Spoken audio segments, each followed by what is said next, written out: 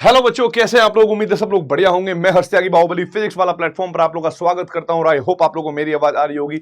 सभी को नमस्ते, नमस्कार, गुड इवनिंग। और जैसा कि आप लोग जानते हैं कि आपके एडवांस की तैयारी चल रही है, आई विश कि आप लोगों का सिलेक्शन हो और उसी चाहत के साथ हम लोग आपको पढ़ाते हैं और उसी चाहत के साथ हम लोगों को आपको ट्राई कराते हैं कि आप उस एडवांस को के क्वेश्चंस को फील कर पाएं। तो भाई आज की जो क्लास है ना, उस क्लास में मैं एडवांस के आपको लोगों को क्वेश्चन तो कराऊंगा ही, कॉन्सेप्ट तो आपको वही बताऊंगा जो आपने ऑलरेडी पढ़ रखे हैं, पर हाँ उनको कैसे यूज करना है वो चीजें आप लोग देखोगे।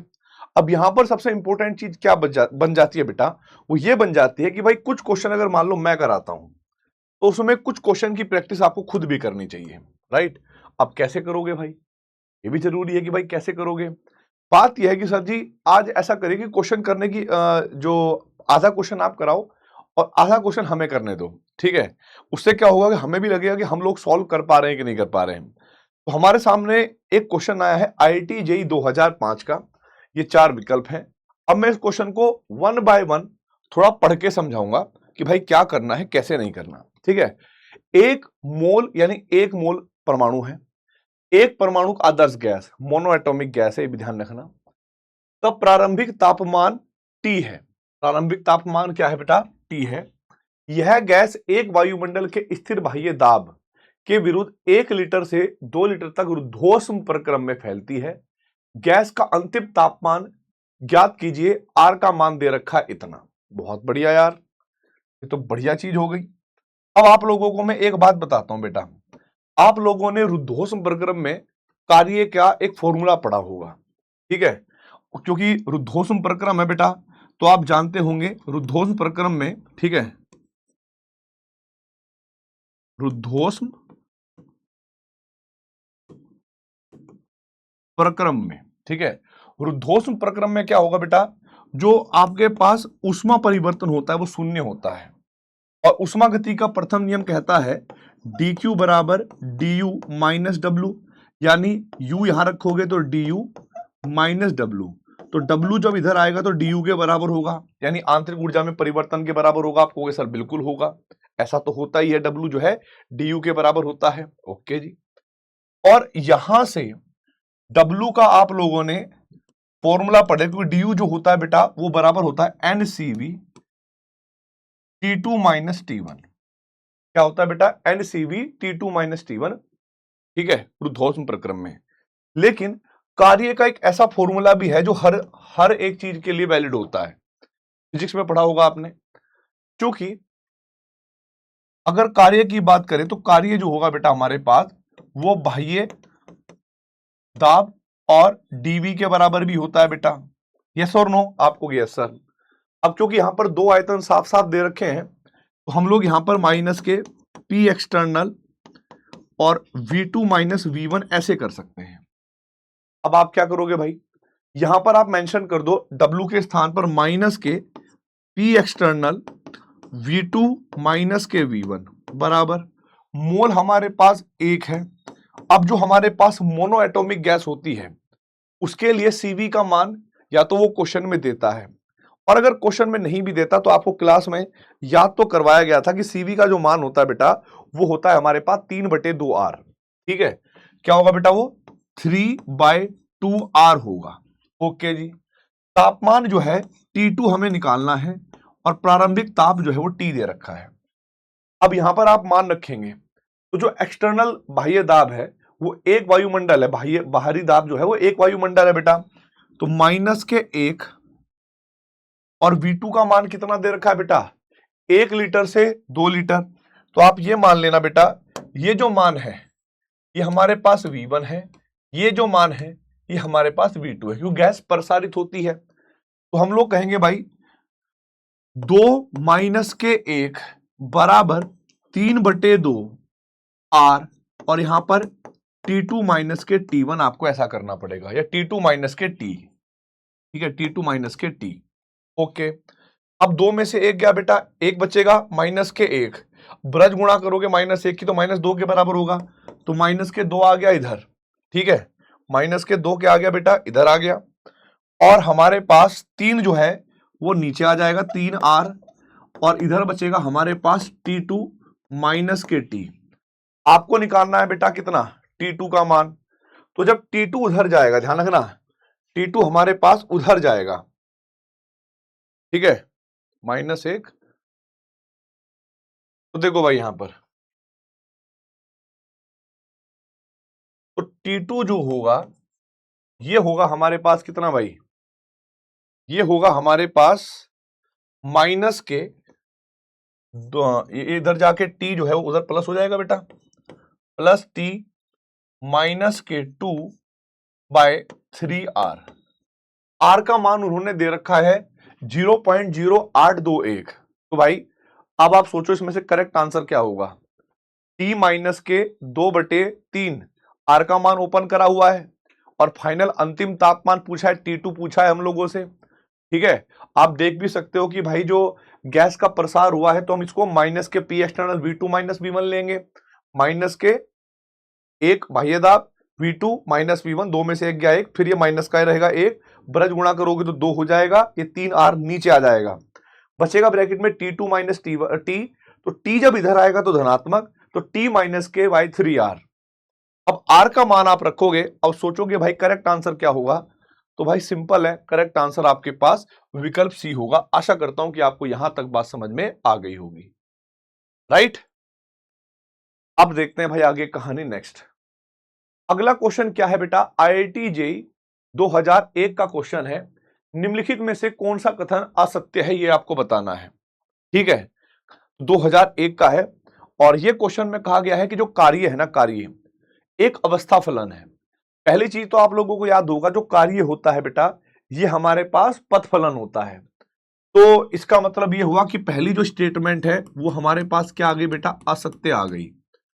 और हम लोग सारी स्टेटमेंट को चेक करेंगे, ऐसा नहीं कि एक स्टेटमेंट कर दिया तो हम आगे बढ़ गए, क्योंकि हम लोगों ने ये चीज देखी है बेटा कि एक स्टेटमेंट के बाद मतलब मल्टीपल सेलेक्टिव क्वेश्चन भी जो है इस चैप्टर से काफी पूछे जाते हैं और होते भी हैं। IIT एडवांस में बहुविकल्पीय पूछे जाते हैं, ठीक है, या जिनके आंसर एक से ज्यादा होते हैं। फिर है तापमान एक अवस्था फलन है। अगर आपको थोड़ा सा याद दिलाऊं मैं, ठीक है, आप लोगों को याद दिलाऊं बेटा मैं इसकी भाई स्टेट फंक्शन और पाथ फंक्शन की। एक हमारे पास स्टेट फंक्शन थे यानी अवस्था फलन, और एक हमारे पास पाथ फंक्शन थे यानी पथ फलन। तो पथ फलन में मैंने केवल आपको 4 के नाम याद रखवाए थे, कौन कौन से बेटा, एक तो कार्य, एक हीट, एक बेटा सीपी तथा सीवी। ये जो है पथ पर निर्भर करते हैं। इनको छोड़कर जो भी हमारे पास एंटिटीज होती हैं थर्मोडायनेमिक्स की, उसका गतिकी के जितने भी आपके व्यंजक होते हैं सारे, ठीक है, फलन, वो सारे स्टेट फंक्शन होते हैं। चाहे उसमें इंटरनल एनर्जी हो, एंथैल्पी हो, गिब्स मुक्त ऊर्जा हो, गिब्स और आपके पास एंट्रोपी हो, तापमान हो, आयतन हो, दाब हो, ठीक है, या स्पेशल हीट, ठीक है, इसको बोलते हैं विशिष्ट ऊष्मा। तो ये सारे के सारे जो थे बेटा हमारे पास स्टेट फंक्शन हुआ करते थे। अब यहां पर तापमान अवस्था फलन है, ये बात सत्य हो गई, ठीक है, ये क्या हो गया बेटा हमारे पास सत्य हो गई बेटा ये बात। ओके जी, चलते हैं। अब अगली स्टेटमेंट की बात करें। अगली स्टेटमेंट हमारे पास क्या है कि अवस्था में परिवर्तन पूरी तरह से तब परिभाषित होता है जब प्रारंभिक और अंतिम अवस्थाएं निर्दिष्ट या स्पेसिफाई हो। यह बात बिल्कुल करेक्ट है भाई। अवस्था में परिवर्तन जो होता है वो पहली, प्रारंभिक और अंतिम पर निर्भर करता है, और वो अगर स्पष्ट है तो उन पर निर्भर करेगा, चाहे पथ उनका ऐसे ऐसे हो, चाहे ऐसे हो, चाहे कैसे भी हो, ठीक है, पथ पर वो निर्भर नहीं करती। तो बात तो बेटा हमारे पास ये है कि सत्य तो हमारे पास ये भी है, ठीक है जी। अगला आ जाते हैं, कार्य तंत्र की सीमा पर प्रकट होता है। कार्य तंत्र की सीमा पर प्रकट होता है, ये आपको बताना है, ठीक है। कार्य तंत्र की, सिस्टम की बाउंड्री पर प्रकट होता है, बिल्कुल करेक्ट बात है। आप लोग देखते होंगे जब कोई पिस्टन नीचे से ऊपर की तरफ जाती है, ठीक है, जब कोई पिस्टन नीचे से ऊपर की तरफ उठती है तो आप लोगों ने देखा होगा कि जैसे जैसे पिस्टन ऊपर उठेगी तो वो बाह्य दाब के विरुद्ध तो मतलब कार्य करेगी, राइट। तो कहां फील होगा बेटा आपको ये, जब हमारे पास बाउंड्री जो है ऊपर की तरफ चलेगी। जैसे मान लो, मैं आपको इसका एग्जांपल भी बता देता हूं। जैसे मान लो ये हमारे पास एक सिलेंडर है, ठीक है, यहां पर एक पिस्टन है, तो ये बाउंड्री मतलब ये V1 आयतन हो गया। अगर ये प्रसार करेगी ऊपर की तरफ जाएगी तो V2 आयतन पर, तो बेटा हम यहां पर लेंगे तो ये करेगा बाउंड्री पर ही, ठीक है। इसका कहने का तात्पर्य ये है। तो ये वाला जो स्टेटमेंट है ये हमारे पास सत्य है। तो हमसे पूछा था बेटा केवल असत्य, तो असत्य हमारे पास ए होगा, ए को हम टिक करेंगे और आगे बढ़ जाएंगे। इस प्रकार हमें ये क्वेश्चन करना है। अभी तक आसान आसान क्वेश्चन आ रहे होंगे ना, अब थोड़ा सा क्वेश्चन अच्छा और आसान है। चलिए जी, 2001 का एक और क्वेश्चन है, तो फिर अच्छा आ गया क्वेश्चन, मतलब आसान क्वेश्चन आ गया, सिंगल करेक्ट ही है शायद। ठीक है, उष्मागतिकी में एक प्रक्रिया को उत्क्रमणीय कहा जाता है, तब कहा जाता है परिवेश और तंत्र एक दूसरे में बदल जाते हैं। देखो, परिवेश और तंत्र जो है आपस में नहीं बदलते, ये बात आप ध्यान रखिएगा। ठीक है, वो अलग बात है। ठीक है, तो ये हमारे पास क्या हो गया बेटा, असत्य है। तंत्र और परिवेश के बीच कोई सीमा नहीं होती। सीमा तो होती है, चाहे वो हमारे पास आभासी सीमा हो और चाहे हमारे पास वास्तविक सीमा हो। तो ये भी हमारे पास क्या हो गया बेटा, असत्य हो गया। अच्छा, इस बार हमें सत्य का आंसर देना है। परिवेश हमेशा तंत्र के साथ साम्यावस्था में रहता है। यस, ये पॉइंट है कि जो परिवेश है वो हमारे पास हमेशा तंत्र के साथ साम्यावस्था में होगा। इवन आप लोगों ने कभी कभी उत्क्रमणीय अभिक्रिया का भी सुना होगा। जितनी भी उत्क्रमणीय अभिक्रिया होती है उनमें अग्र अभिक्रिया और पश्च अभिक्रिया के मध्य एक साम्यावस्था होती है, वो तो अभिक्रियाओं की बात है। ऐसी जब हम भौतिक साम्य की बात करते हैं तो भौतिक साम्य में जो आपके पास दो अलग अलग वो होती है बाउंड्रीज, या कह लीजिए दो अलग अलग सिस्टम और सराउंडिंग होते हैं, तो उनके बीच में साम्यावस्था होती है। तो ये हमारे पास जो स्टेटमेंट हुई साम्यावस्था वाला पॉइंट, ये हमें करेक्ट लगा। और हम लोगों से क्या पूछा है बेटा, तंत्र सिस्टम स्वतः स्पॉन्टेनिटी परिवेश में बदल जाता है, परिवेश में नहीं बदलता अपने आप से। ठीक है, तो ये बात ध्यान रखिएगा, असत्य होगा। स्पॉन्टेनिटी शब्द का मतलब आ गया कि अपने आप से बदल जाता है, तो नहीं बदलता अपने आप से। ठीक है, तो करेक्ट आंसर क्या होगा बेटा, सी। सी को हम लोग टिक करेंगे, आगे बढ़ेंगे। अब ये जो क्वेश्चन है आईआईटी जेईई एडवांस 2021 का है, अगले वाला क्वेश्चन। और ये वाला जो क्वेश्चन आप देख रहे हो बेटा, ये क्वेश्चन थोड़ा सा अच्छे लेवल का क्वेश्चन है, कठिन क्वेश्चन है। इसके 4 ग्राफ हैं, आप लोगों को मैं बता दूं, ए, बी, सी और डी, ये 4 ग्राफ हैं बेटा, और इनमें से करेक्ट आंसर चुनना है। और मैं आप लोगों को बताऊं, ये एक से ज्यादा इसके करेक्ट आंसर है, एक से ज्यादा इसके करेक्ट आंसर है बेटा। आप कहोगे सर कैसे, मैंने कहा देखो, पहले इन्होंने क्या कहा समझना। एक आदर्श गैस अवस्था 1 से 2 तक उत्क्रमणीय समतापीय विस्तार करती है। ठीक है, 1 से 2 क्या होनी चाहिए बेटा हमारे पास, 1 से 2 होनी चाहिए हमारे पास उत्क्रमणीय समतापीय विस्तार। और भाई उसके बाद 2 से 3 हमारे पास होनी चाहिए उत्क्रमणीय रुद्धोष्म विस्तार। अब चलिए इन पॉइंटों को अगर ध्यान में रखा जाए, ठीक है, और थोड़ा सा उसका समतापी प्रक्रम और रुद्धोष्म प्रक्रम के बारे में कुछ पॉइंट लिखे जाएं, तो इन ग्राफ को समझना हमारे लिए और आसान होगा। आपको कि चलो देखते हैं भाई, अगर मैं आप लोगों को कह दूं बेटा समतापी प्रक्रम में, ठीक है, समतापी प्रक्रम में तापमान क्या रहता है बेटा, कांस्टेंट। तो तापमान में परिवर्तन कितना होगा बेटा, 0। ठीक है, इसके लिए एंथैल्पी परिवर्तन, क्योंकि एनसीपी डीटी आप लोगों ने फॉर्मूला पढ़ा होगा। अब डीटी का मान 0 है तो डीएच का मान 0 होगा आदर्श गैस के लिए। डीयू का फॉर्मूला होता है बेटा एन सीवी डीटी, तो डीटी का मान 0 है तो बेटा आदर्श गैस के लिए डीयू का मान भी 0 होगा। कार्य जो है बेटा, कार्य जो है वो हमारे पास, आपको पता है कि अगर जो बेसिक फॉर्मूला देखा जाए, ठीक है, कार्य जो है उष्मागति का प्रथम नियम आप जानते होंगे बेटा कि डी क्यू बराबर डी यू माइनस डब्ल्यू। अब क्योंकि डी यू का मान 0 है तो डी क्यू और डब्ल्यू बराबर होंगे। ठीक है, डी क्यू परिमाण में बराबर होंगे, चिन्ह में अलग अलग होंगे।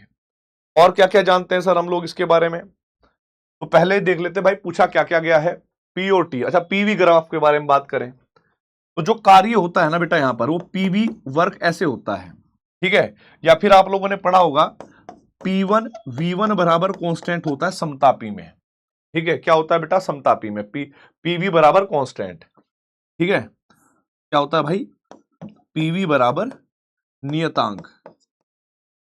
किसमें होता है बेटा, ये समतापी में होता है। रुद्धोष्म में क्या क्या होता है सर, रुद्धोष्म में बताइए। मैंने कहा देखो बेटा, अगर मैं रुद्धोष्म प्रक्रम की बात करूं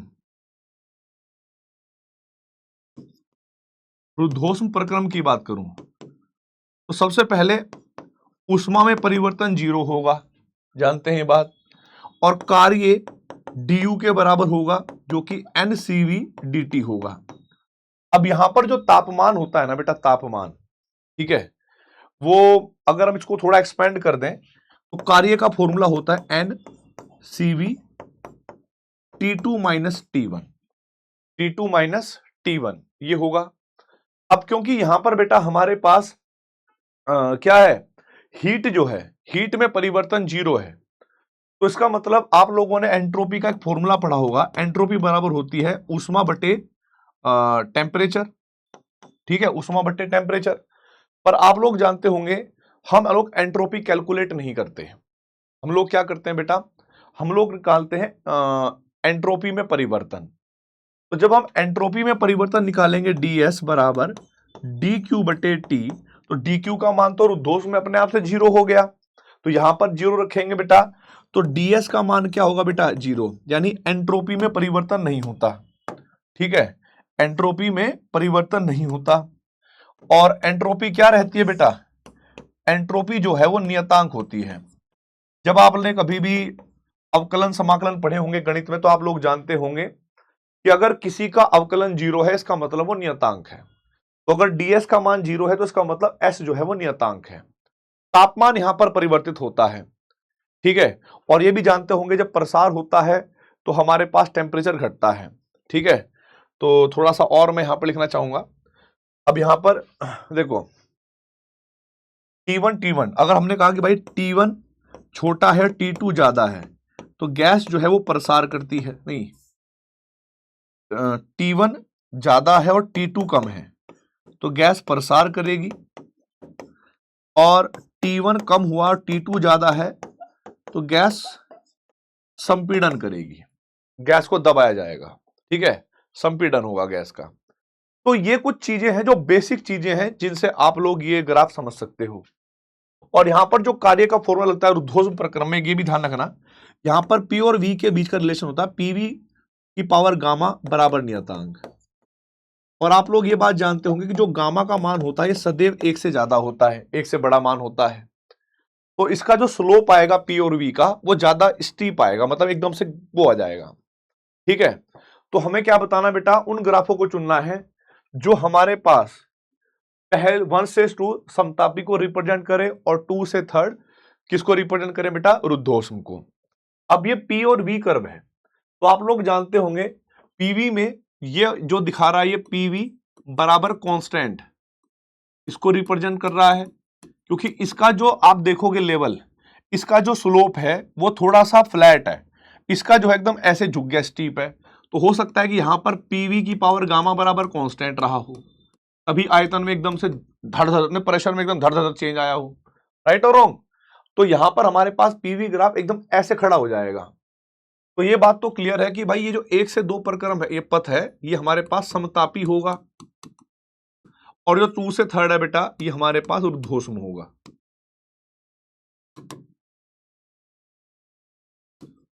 रुद्धोष्म होगा, ठीक है भाई, ये तो मुझे करेक्ट लग रहा है। अब देखते हैं भाई ए के बारे में।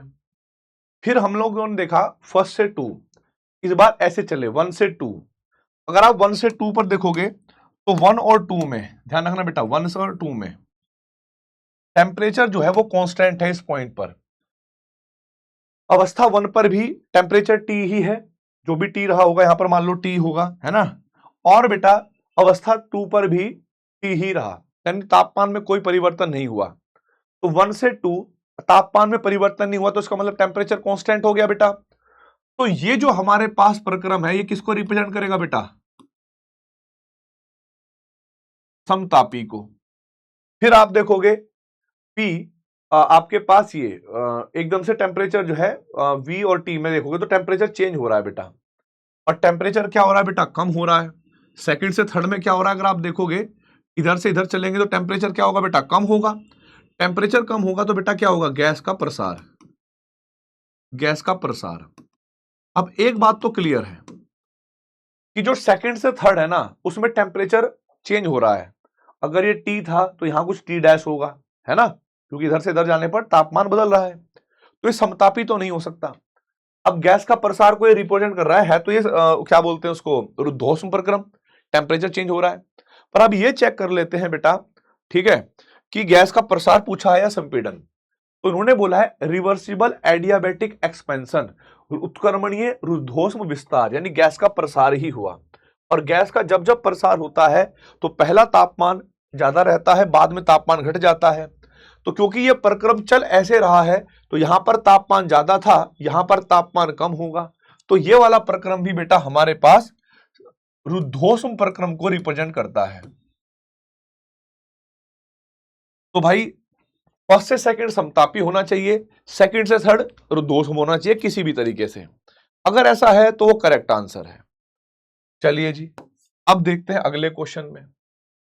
आप देखोगे फर्स्ट से सेकंड और सेकंड से थर्ड, ठीक है, फर्स्ट से सेकंड, सेकंड से थर्ड।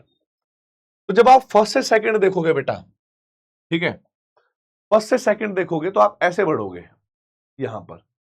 तो बेटा एंथैल्पी क्या रहेगी हमारे पास, कांस्टेंट रहेगी। एंथैल्पी क्या रहेगी बेटा हमारे पास, कांस्टेंट रहेगी बेटा। और एक बार मैं ये चेक करना चाहूंगा कि ये ऊपर से है या बेटा नीचे से है, ठीक है, एक बार ये चेक करना जरूर चाहूंगा, क्योंकि ये जो डायग्राम थे, ये डायग्राम आपके वैसे थे नहीं, ये मैंने बनाए थे खुद से ही, क्वेश्चन में मिले नहीं थे मुझे हिंदी में।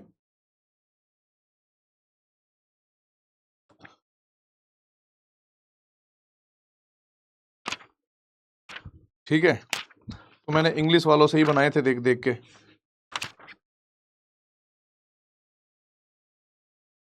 फर्स्ट से सेकंड, सेकंड से थर्ड,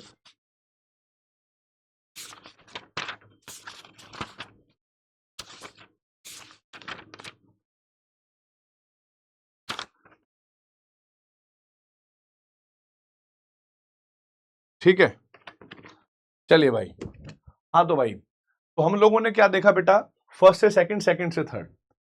तो अगर आप देखोगे फर्स्ट से सेकंड, तो हमारे पास जो एंथैल्पी है वो क्या हो गई बेटा, कांस्टेंट हो गई। क्या हो गई हमारे पास, एंथैल्पी कांस्टेंट हो गई।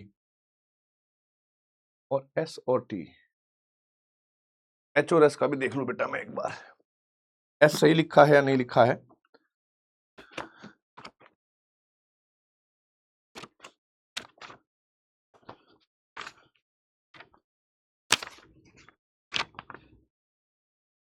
टी और एस,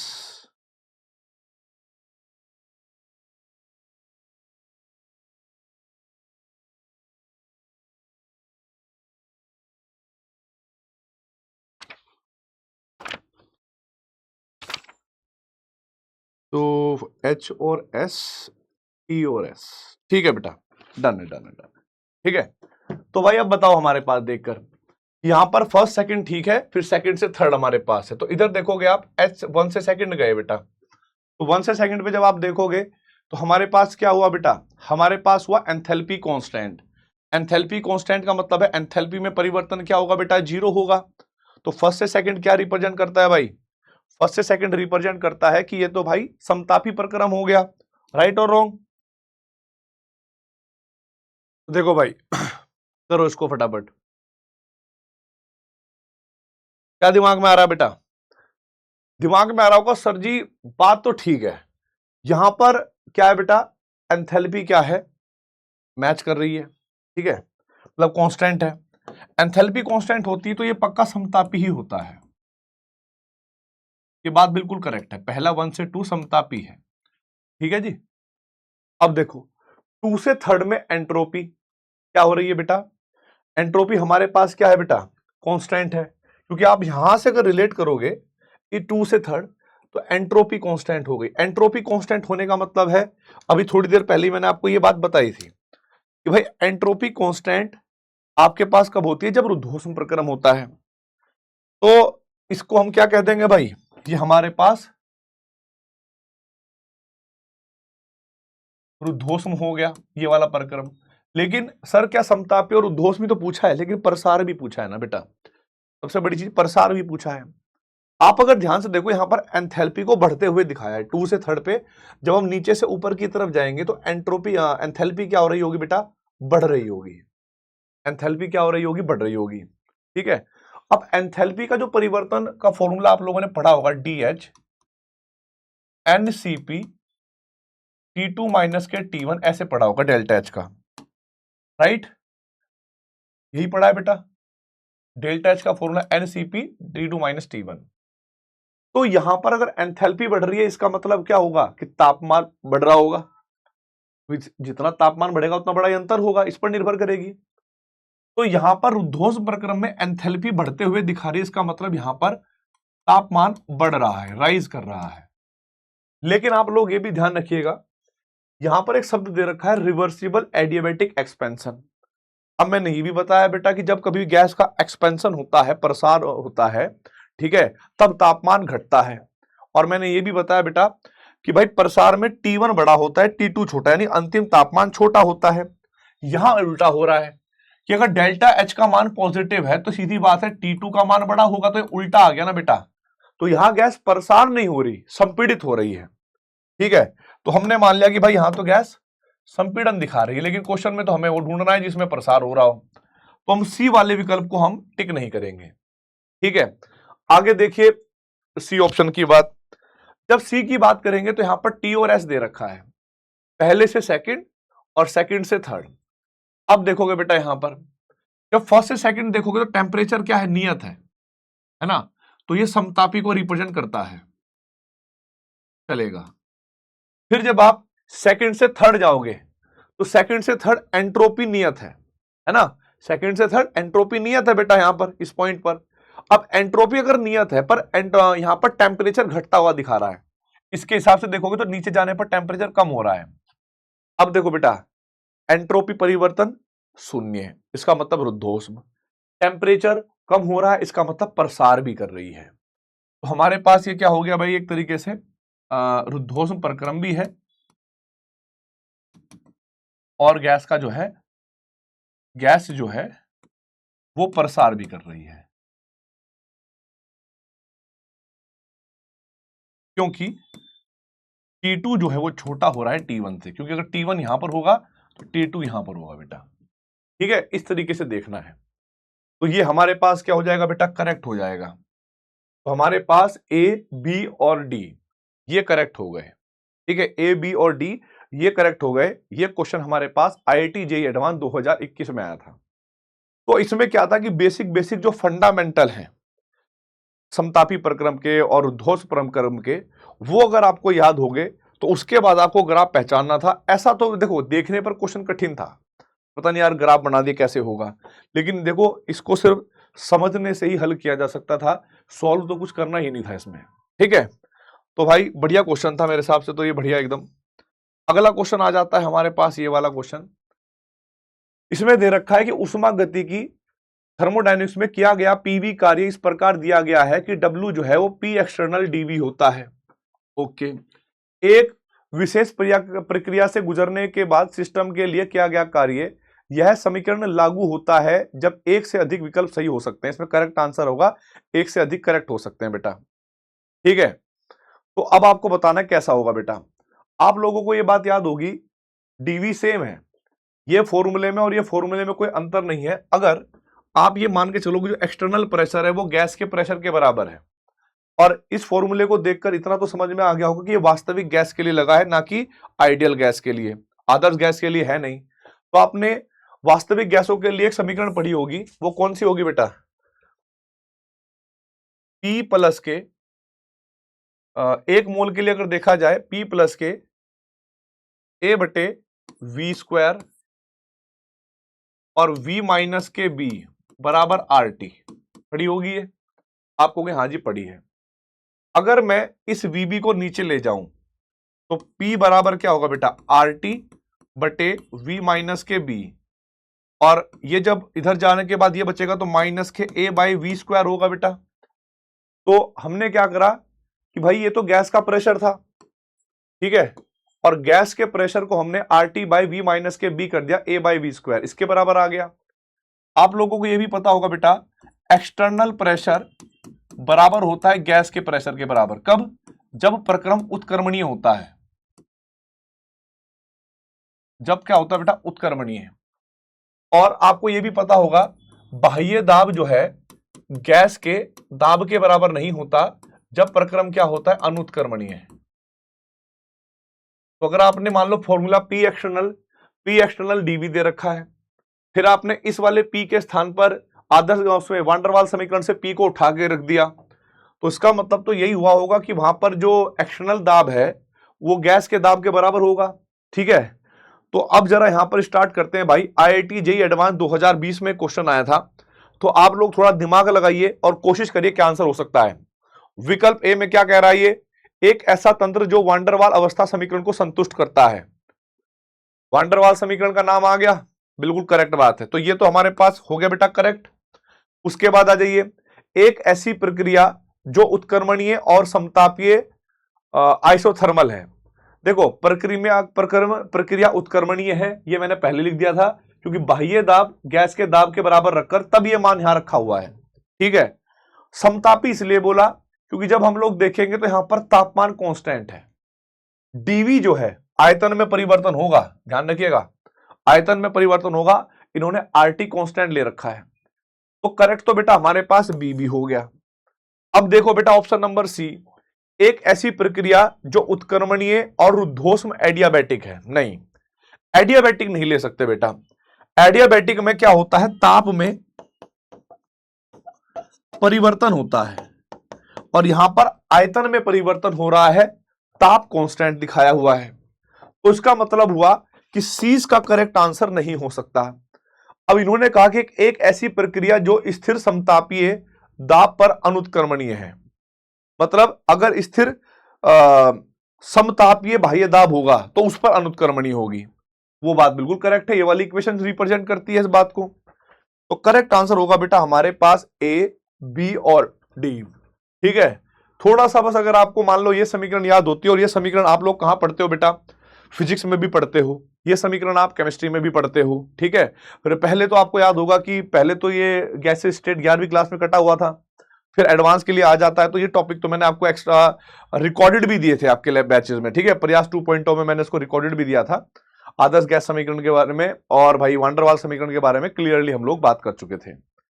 अब भाई बात करते हैं आगे कहानी। हमारे सामने एक और क्वेश्चन आया और सारे क्वेश्चन ग्राफ वाले हैं, बस दिमाग लगाना है आपको और बहुत ज्यादा सॉल्व नहीं करना।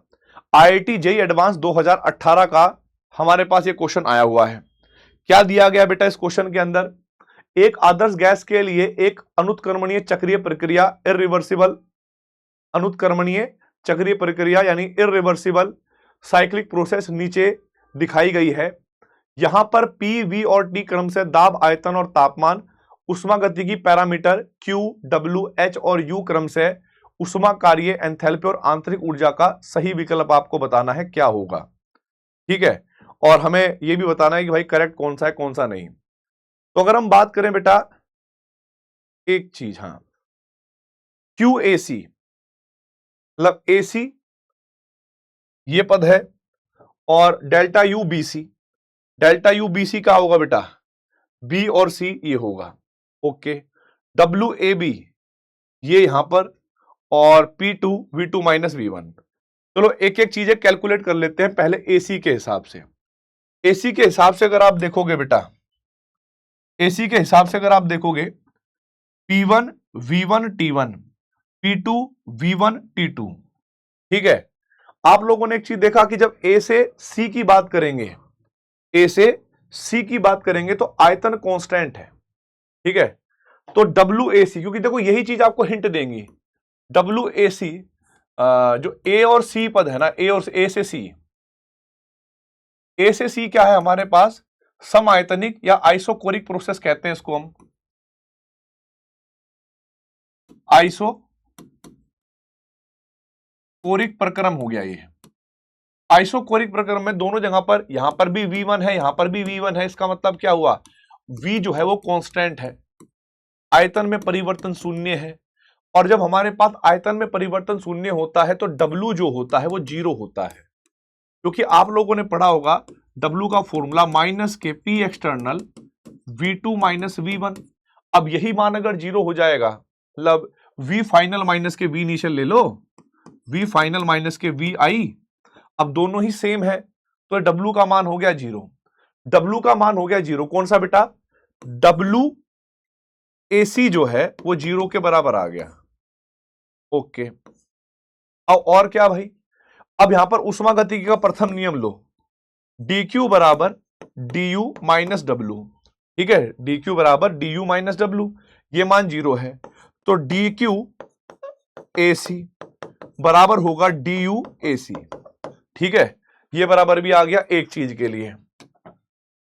तो ये तो हो गया ए और सी का जुगाड़।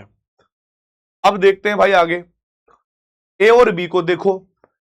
ए और बी को अगर आप देखोगे ना, ए और बी को, तो दाब परिवर्तन, ठीक है, दाब परिवर्तन और भाई दाब परिवर्तन, V1 से V2 आयतन परिवर्तन, तापमान T1 से T1 है, तापमान में कोई परिवर्तन नहीं हुआ A से B, है ना।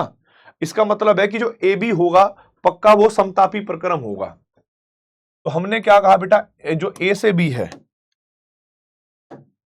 जो A से B है, क्योंकि यहां पर भी तापमान T1 है, यहां पर भी ताप T1 है, तो ये हमारे पास कैसा हो गया, समतापी प्रक्रम।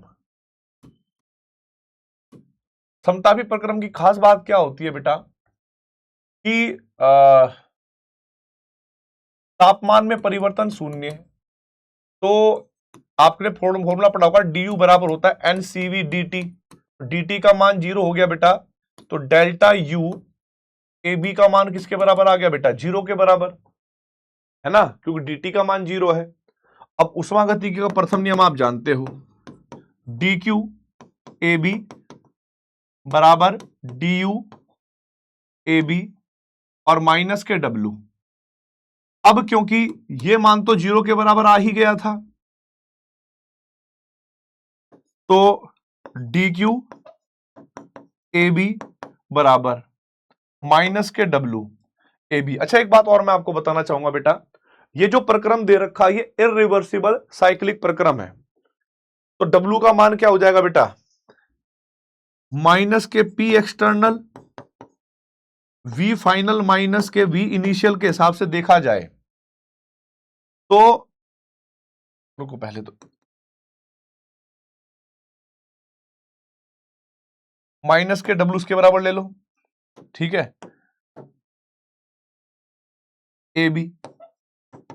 फिर अगर अलग से भी निकालोगे WAB तो माइनस के P एक्सटर्नल, ठीक है, बाह्य दाब, और V final minus V initial. तो आप देखोगे बेटा माइनस के P एक्सटर्नल, ठीक है, P एक्सटर्नल, और आपके पास बाह्य दाब क्या होगा बेटा,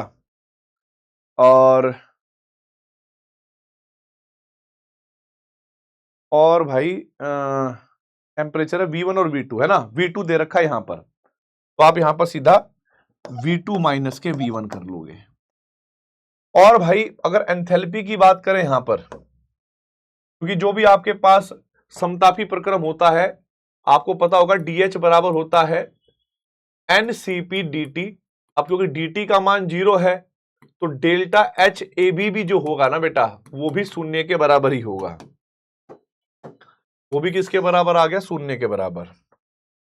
तो भाई A से B भी समझ गए। अब यहां पर देखो तीसरा हमें क्या दे रखा है, B और C। B और C में अगर आप देखोगे दाब जो है वो कांस्टेंट है, आयतन परिवर्तन हो रहा है, ताप परिवर्तन हो रहा है। तो जो B और C होगा बेटा, B से C, वो क्या होगा हमारे पास, समदाबी प्रक्रम। समदाबी प्रक्रम की खास बात क्या होती है कि जो कार्य होता है वो होता है P external V final minus के V इनिशियल, और यहां पर दाब तो बेटा एक ही रहने वाला है P2, वही बाह्य दाब होगा, तो माइनस के P2 ले लिया। V फाइनल हमारे पास क्या होगा बेटा, V1 माइनस V2, ठीक है, V1 माइनस V2, और माइनस अंदर चला गया तो P2 V2 माइनस V1। समदाबी प्रक्रम की एक खास बात यह भी होती है बेटा कि जो हीट होता है, चेंज इन हीट BC, वो डेल्टा HBC के बराबर होता है, क्योंकि जब हमारे पास दाब कांस्टेंट होता है तो उष्मा में परिवर्तन एंथैल्पी में परिवर्तन के बराबर होता है। तो ये कुछ कुछ वो थे, मतलब नियम थे जो हम लोगों ने पहले पढ़े थे, बेसिक्स थे। उन बेसिक पर अब क्वेश्चन आया, अब हमें विकल्प बनाने हैं। तो सबसे पहले इन्होंने QAC, क्या मैंने QAC निकाला है? QAC जो है WAC के बराबर है। क्या है भाई? DUAC के बराबर है। तो इन्होंने डेल्टा UBC के बराबर दे रखा है। अब डेल्टा UBC कहां होगा बेटा हमारे पास? डेल्टा UBC होगा हमारे पास नहीं, और WAB अच्छा ये है WAB, sorry, WAB P external V2 minus के V1, तो V2 माइनस के V1, ठीक है, ये ठीक चल रहा है WAB। उसके बाद है WBC P2 V2 minus V1, WBC P2 V1 minus V1। यहां तक तो मतलब कुछ कुछ मैच हो रहा है बेटा। WBC ये वाला मैच तो हो गया, ठीक है, क्योंकि हमें मैच करने सारे के सारे करेक्ट है कि नहीं है।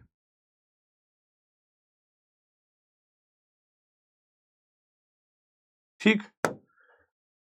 QBC डेल्टा एच AC के बराबर है। QBC जो है वो डेल्टा H इसके बराबर तो नहीं है भाई, वो तो BC के ही बराबर होगी। ठीक है, क्योंकि जो हमारे पास A और C दे रखा है बेटा, A और C, उसके लिए डेल्टा H का मान शून्य होगा। ठीक है, आप ये समझ के चलिए, डेल्टा H का मान क्या होगा? शून्य होगा। यहां पर तो AC का तो शून्य होगा बेटा, क्योंकि समझना A और C, नहीं नहीं नहीं, A और C कौन सा है भाई? आइसोकोरिक है। तो ड्यू QAC DUAC के बराबर होगा। और ये दे रखा है DQBC B और C, delta H BC, delta H BC के बराबर होता भाई ये। ठीक है, अब यहां पर देखेंगे delta HCA smaller than delta UCA और QAC बराबर डेल्टा UBC। ठीक है, B और C, ठीक है, और Q क्या हो गया हमारे पास? AC। फिर D हो गया QBC बराबर डेल्टा HAC और delta HCA greater than delta UCA। अब यहां पर आप देखो बेटा, तापमान बढ़ रहा है घट रहा है, क्या हो रहा है? ठीक है, उसके हिसाब से देखो कि डेल्टा H का मान छोटा होगा या बड़ा होगा।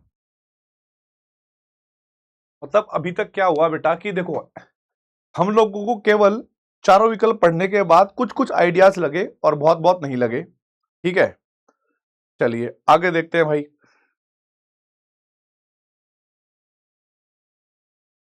डेल्टा QAC बराबर डेल्टा UBC।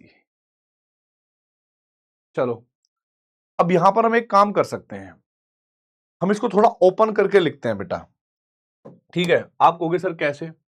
आइसोकोरिक है, डेल्टा U का मान होगा NCV और DT के बराबर। ठीक है, यानी NCV और DT का मान होगा T2 माइनस T1। हमने ठीक है T2 माइनस T1 ले लिया। ठीक है भाई, T2 माइनस T1 ले लिया। फिर हमारे पास आ गया बेटा ये, यहां पर आप डेल्टा एच की जगह पर लिख सकते हो NCP T2 minus T1 BC में, क्योंकि B और C को देखोगे T2 माइनस T1 ही आ गया। अब क्योंकि ये बात क्लियर है, अगर इसके DUAC को और इसके DQBC को या डेल्टा HBC की बात करे जाए, ठीक है, तो हमारे पास CP का मान ज्यादा होता है, तापमान तो सेम है, N सेम है, तो CP का मान ज्यादा हुआ तो ओवरऑल हम ये भी कह सकते हैं कि जो डेल्टा HBC है वो ज्यादा है। किससे बेटा? डेल्टा HBC किससे ज्यादा होगी? DQAC से, या डेल्टा HBC ज्यादा होगी डेल्टा UAC से। ये चीजें क्लियर हो गई। अब क्योंकि अगर इसी के लिए डेल्टा एच का मान सीपी माइनस आ गया, तो बेटा एक बात बताओ, हम लोगों को डी यू निकालने के लिए क्या करना पड़ता है? सीपी को सीवी से कन्वर्ट कर दो, ठीक है। तो इसके लिए अगर मैं डेल्टा यू निकालूं बेटा यहां से बीसी, तो एन सेम रहेगा, सीपी की जगह पर सीवी कर दो और T2 माइनस T1 रहेगा। तो delta U BC, delta you AC या क्यू एसी, क्योंकि इसका मान भी एनसीवी T2 माइनस T1 है। क्योंकि देखो सीपी और सीवी अगर इनके मान चेंज होंगे तो डेल्टा एच चेंज हो जाएगा, ठीक है। तो ओवरऑल आप देखोगे यहां पर कि यार delta U BC, delta U BC दे रखा है कहीं पर, ठीक है। क्यू एसी, क्यू एसी जो कि इसके बराबर है, ये दोनों के दोनों परिमाण मैच कर रहे हैं। तो इसका मतलब है हमारे पास एक और करेक्ट आ गया रिलेशन, वो आ गया ये वाला। आगे देखते हैं भाई। और डेल्टा एच का जो मान है सी ए का वो छोटा है, डेल्टा यू, ये मैं एक बार चेक करूंगा बेटा क्या है, दोनों का सी ए है कि अलग अलग है। फिर है क्यू बी सी बराबर delta H A C. Q B C कितना होगा बेटा? क्यू बी सी,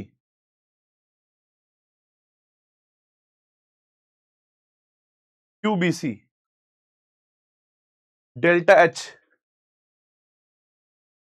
एसी का देखना है कि एसी के बराबर होगा कि नहीं होगा।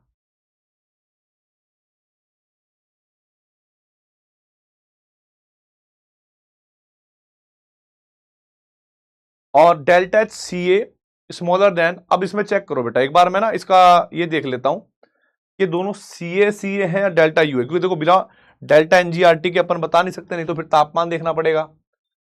और वैसे अगर देखा जाए सीपी और सीवी की वैल्यू में से, तो इसमें एक चीज और देखो बेटा, क्योंकि देखो कहीं कहीं जहां पर एसी यूज कर रखा है, कहीं कहीं जगह पर एसी यूज कर रखा है, कहीं पे सीए। यानी एक काम करते हैं, यहां पर हम लोग क्या करेंगे, एसी को कंपेयर करेंगे इधर और फिर सीओ को उल्टा करके देखेंगे। अब अगर डी यू एसी की बात करें तो ये हमारे पास क्या होगा, N CV T2 minus T1 होगा कि नहीं? आपको गया सर? तो इसका मतलब ये हुआ कि जो हमारे पास डी यू यानी डेल्टा एच एसी होगा वो होगा N CP T2 minus T1, ठीक है। क्योंकि देखो डी एच और डेल्टा एच में, सॉरी डेल्टा एच में, डेल्टा एच और उसमें केवल सीपी का फर्क होगा। और ये बात क्लियर है कि सीपी का मान ज्यादा है किससे बेटा जी? सीवी से। तो यहां से एक बात क्लियर होगी कि डेल्टा एच एसी जो है इसका मान ज्यादा है डेल्टा यू एसी से। पर क्वेश्चन में पूछा है सी ए, तो जब इसको उल्टा करेंगे, उल्टा करने पर ये उल्टा हो जाएगा, डेल्टा एच सी ए जो होगा वो छोटा होगा और डेल्टा यू जो होगा वो आप लोगों का सी ए बड़ा हो जाएगा। क्योंकि एक तो प्रक्रम होगा, जैसे मान लो ये है ए सी, एक प्रक्रम था सी ए, तो इन्होंने ये इंटरचेंज कर रखा है। और जब ये क्वेश्चन आया तो इसमें तीर का निशान दिया नहीं था कि भाई प्रक्रम कैसे हो रहा है कैसे नहीं हो रहा है। तो हम लोगों ने रिलेट करा कि भाई देखो एनसीवी dt एसी के लिए, फिर एसी के लिए डीएच निकाला, T2 माइनस T1 के स्थान पर T2 माइनस T1, एन के स्थान पर एन। सीपी और सीवी में कंपेयर करोगे सीपी का मान ज्यादा होता है सीवी से। इस आधार पर हमने कहा कि डेल्टा एच का मान ज्यादा है किसके लिए? जब प्रोसेस एसी था, लेकिन जब प्रोसेस सीए होगा तो ये ज्यादा हो जाएगा बेटा। इसका मतलब ये हुआ कि ये वाला जो स्टेटमेंट है ये करेक्ट आ गया, ठीक है। तो अभी तक के इसके दोनों व्यंजक करेक्ट हैं, तो विकल्प सी तो इसका आंसर आ गया। अब हमारे पास बचा है बेटा ऑप्शन नंबर बी ऑप्शन, यहां पर क्यूबीसी। क्यूबीसी क्या है बेटा? कहां है क्यूबीसी? हो रहा, क्यूबीसी क्या है बेटा? एनसीपी T2 माइनस T1, यही होगा एनसीपी T2 माइनस T1। और delta H A C, delta H A C, ये देखो delta H A C, NCP T2 minus T1। ठीक है, ये वाला मैच देखना ध्यान से भाई, गोला कर रहा हूं मैं, ये वाला फॉर्मूला और ये वाला परिमाण, क्योंकि ये इसके बराबर है, ये बराबर आ रहा है कि नहीं आ रहा है बताओ। वही एन, वही सीपी, वही T2 माइनस T1, मतलब वही तापमान। तो इसका मतलब है ये भी इसका मैच हो गया। ठीक है, ये भी करेक्ट है, तो बी हो गया। ये बाद में मैच हुए नहीं थे पहले बेटा, तो इनको हमने हटा दिया। ठीक है, ये मैच हो नहीं रहे थे तो इनको हटा दिया हमने। तो हमारे पास जो करेक्ट आंसर होगा वो बी और सी होगा। वापस से देखिए भाई, करना क्या था, आपको ओवरऑल ऐसा एक डायग्राम बना रखा था जिसमें डायरेक्शन के बारे में नहीं बताया हुआ था कि इधर जाएं या इधर जाएं। बस हमें इनसे ही समझना था कि क्या होगा क्या नहीं। पहले हमने ए से कहां पर देखा था बेटा, ए से सी देखा था। ए से सी में देखा कि ताप जो है वो कॉमन है, ताप नहीं, आयतन जो है वो कॉमन है, V1 V2, V1 V1 ठीक है। फिर V कांस्टेंट कर W0 निकाल लिया। फिर उसके बाद ये वैसे फॉर्मूला होता है लेकिन इसके हिसाब से 0 हो गया। फिर आप लोग जानते हैं कि जो समआयतनिक प्रक्रम होता है उसके लिए उष्मागति के प्रथम नियम से ये मान 0 हो जाएगा। ठीक है, तो ये केवल इसके बराबर होगा। इसको ओपन करके लिखा NCV/dt। अब NCV/dt का मतलब है T2 माइनस T1। देख लेंगे कि दोनों पे तापमान कितने हैं, तो AC में T2 माइनस T1 ऐसे आ गया बेटा। फिर आप लोग देखोगे कि जब इसके ही DUAC से DHAC को कंपेयर करोगे तो आपको CV को बस CP में कंपेयर करना है। अब क्योंकि CP का मान जो होता है वो CV से ज्यादा है, तो बेटा ये वाला ज्यादा आ गया हमारे पास। उल्टा करोगे तो चेंज, क्योंकि आपको पता होगा जब हम लेफ्ट हैंड साइड को राइट हैंड साइड में और राइट हैंड साइड को लेफ्ट हैंड साइड में करते थे तो चिन्ह बदल जाता था।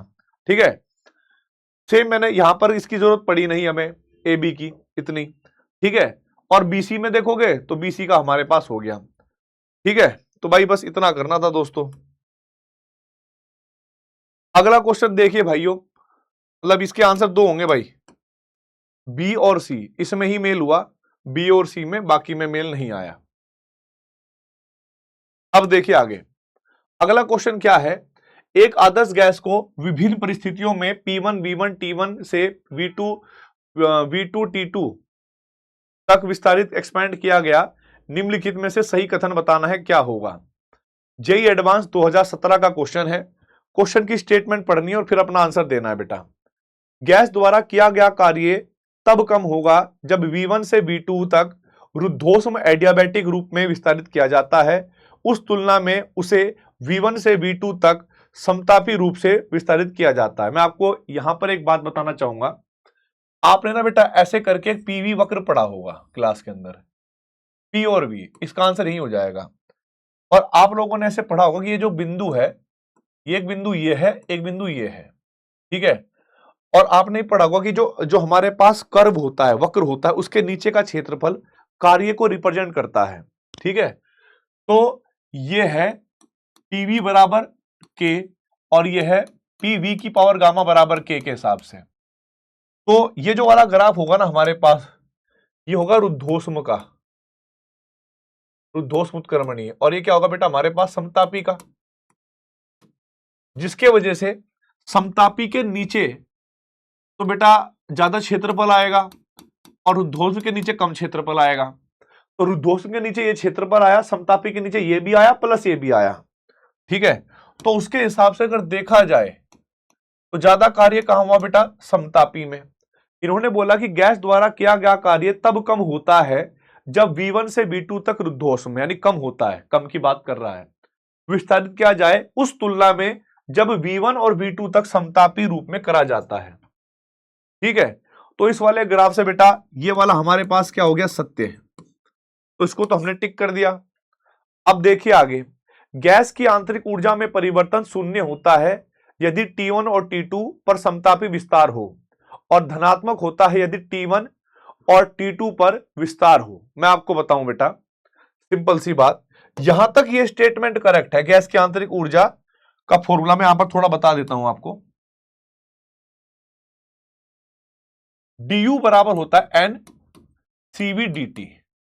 अब समतापी प्रक्रम में क्या होता है बेटा, समतापी प्रक्रम में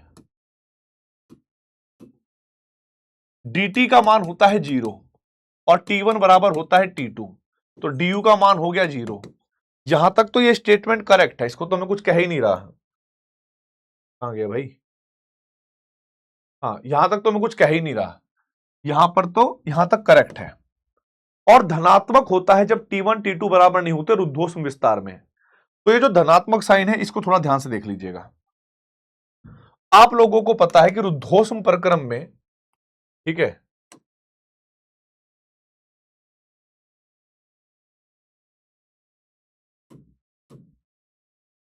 du का फॉर्मूला होता है NCV dt। du का फॉर्मूला होगा डेल्टा u का NCV T2 माइनस T1, है कि नहीं, T2 माइनस T1।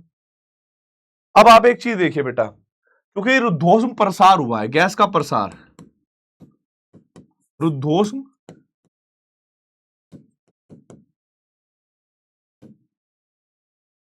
प्रक्रम में गैस के प्रसार में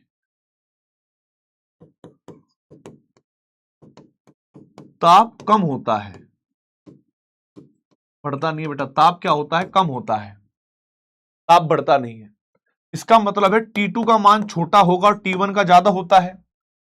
पर अगर T2 का मान छोटा है और T1 बड़ा है तो धनात्मक मान छोटा है, ऋणात्मक मान बड़ा है, तो ओवरऑल मान क्या होना चाहिए, डेल्टा U का बेटा। यहां से डेल्टा U का मान होना चाहिए नेगेटिव, ऋणात्मक। इन्होंने क्या दे रखा बेटा, धनात्मक, इसीलिए ये आंसर नहीं हुआ। अब इन्होंने कहा कि यदि विस्तार मुक्त रूप से किया जाए तो वह एक समतापी और रुद्धोष्म दोनों होता है।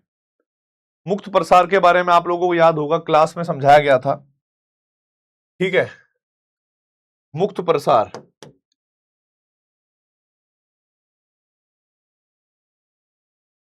मुक्त प्रसार के बारे में सुनो भाई।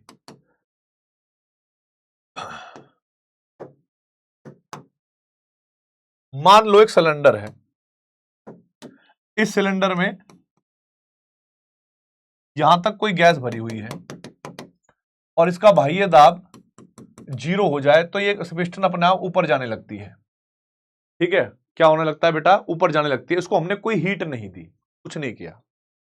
तो बेटा देखो, जब हमने इसको कोई हीट नहीं दी, ठीक है, हमने इसको कोई हीट नहीं दी, ये अपने आप ऊपर जा रहा है। W का फॉर्मूला होता है माइनस के P एक्सटर्नल dV, आयतन में परिवर्तन हो रहा है।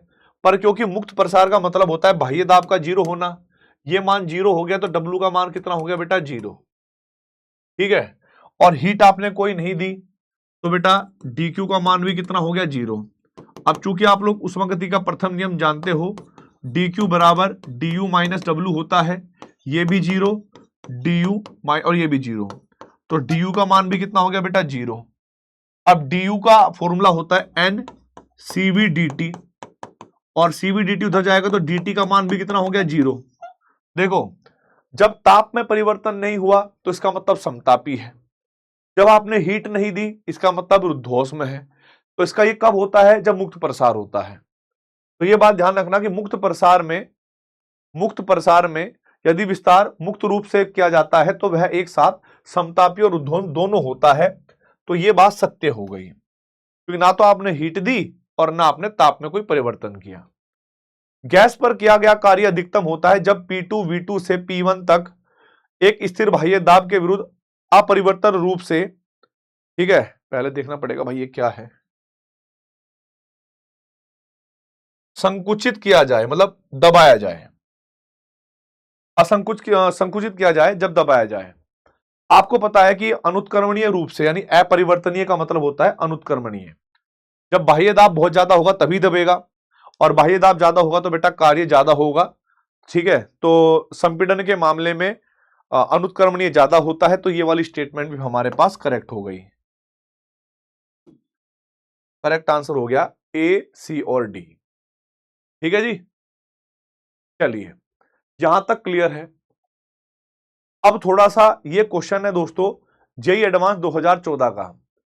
एक उष्मारोधी पात्र में एक आदर्श राय, देखो उष्मारोधी है तो मतलब है उष्मा आप प्रदान नहीं कर सकते इसमें। एक आदर्श गैस प्रारंभिक दाब P1, आयतन V1 और परम ताप T1 पर स्थित है। यह गैस शून्य बाह्य दाब के विरुद्ध अपरिवर्तनीय यानी इरिवर्सिबल रूप से विस्तारित होती है, जैसा कि आरेख में दिखाया गया है। यदि गैस का अंतिम दाब और आयतन और परम ताप P2, V2 और T2 है तो इस विस्तार के लिए सही बताना है क्या है।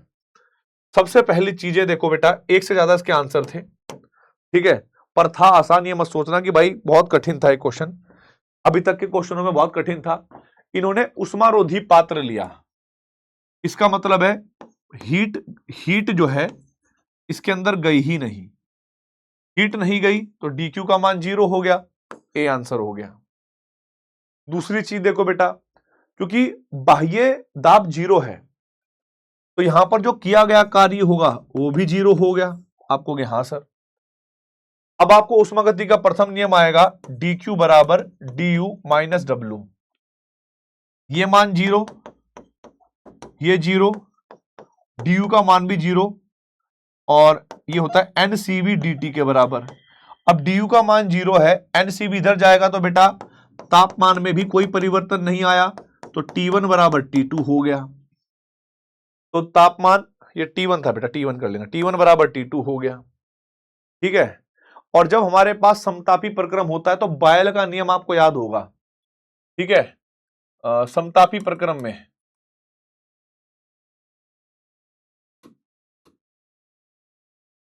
P1 V1 बराबर होता है P2 V2 बराबर के, मतलब बायल का नियम। तो ये करेक्ट हो गया। PV बराबर P1 V1 गामा, ये हटा देना, ठीक है। आंसर होगा इसका ABC। मतलब यही कॉन्सेप्ट था इस पूरे क्वेश्चन में और यही कॉन्सेप्ट था बेटा केवल इस स्टेटमेंट में जो मैंने आपको यहां पर समझाई थी बात, उस वाले में मुक्त प्रसार में, ठीक है। तो जेईई एडवांस 2014 में आया हुआ क्वेश्चन है, आशा करता हूं कि आप लोग कर लेंगे। अगले क्वेश्चन की तरफ बढ़ते हैं दोस्तों, और यहां पर दे रखा है कि एक आदर्श गैस का रुद्धोष्म और एडियाबैटिक और समतापी आइसोथर्मल परिस्थितियों में परिवर्तनीय विस्तार चित्र में दिखाया गया है, रिवर्सिबल है, ध्यान रखना। निम्नलिखित में से कौन सा या से कथन सही है ये आपको बताने हैं, ठीक है। कौन से करेक्ट है कौन से इनकरेक्ट है ये आपको बताना है बेटा। अब देखो बेटा, सिंपल सी बात बताऊं मैं आप लोगों को, एक बात तो क्लियर होनी चाहिए आपको कि सर क्या, देखिए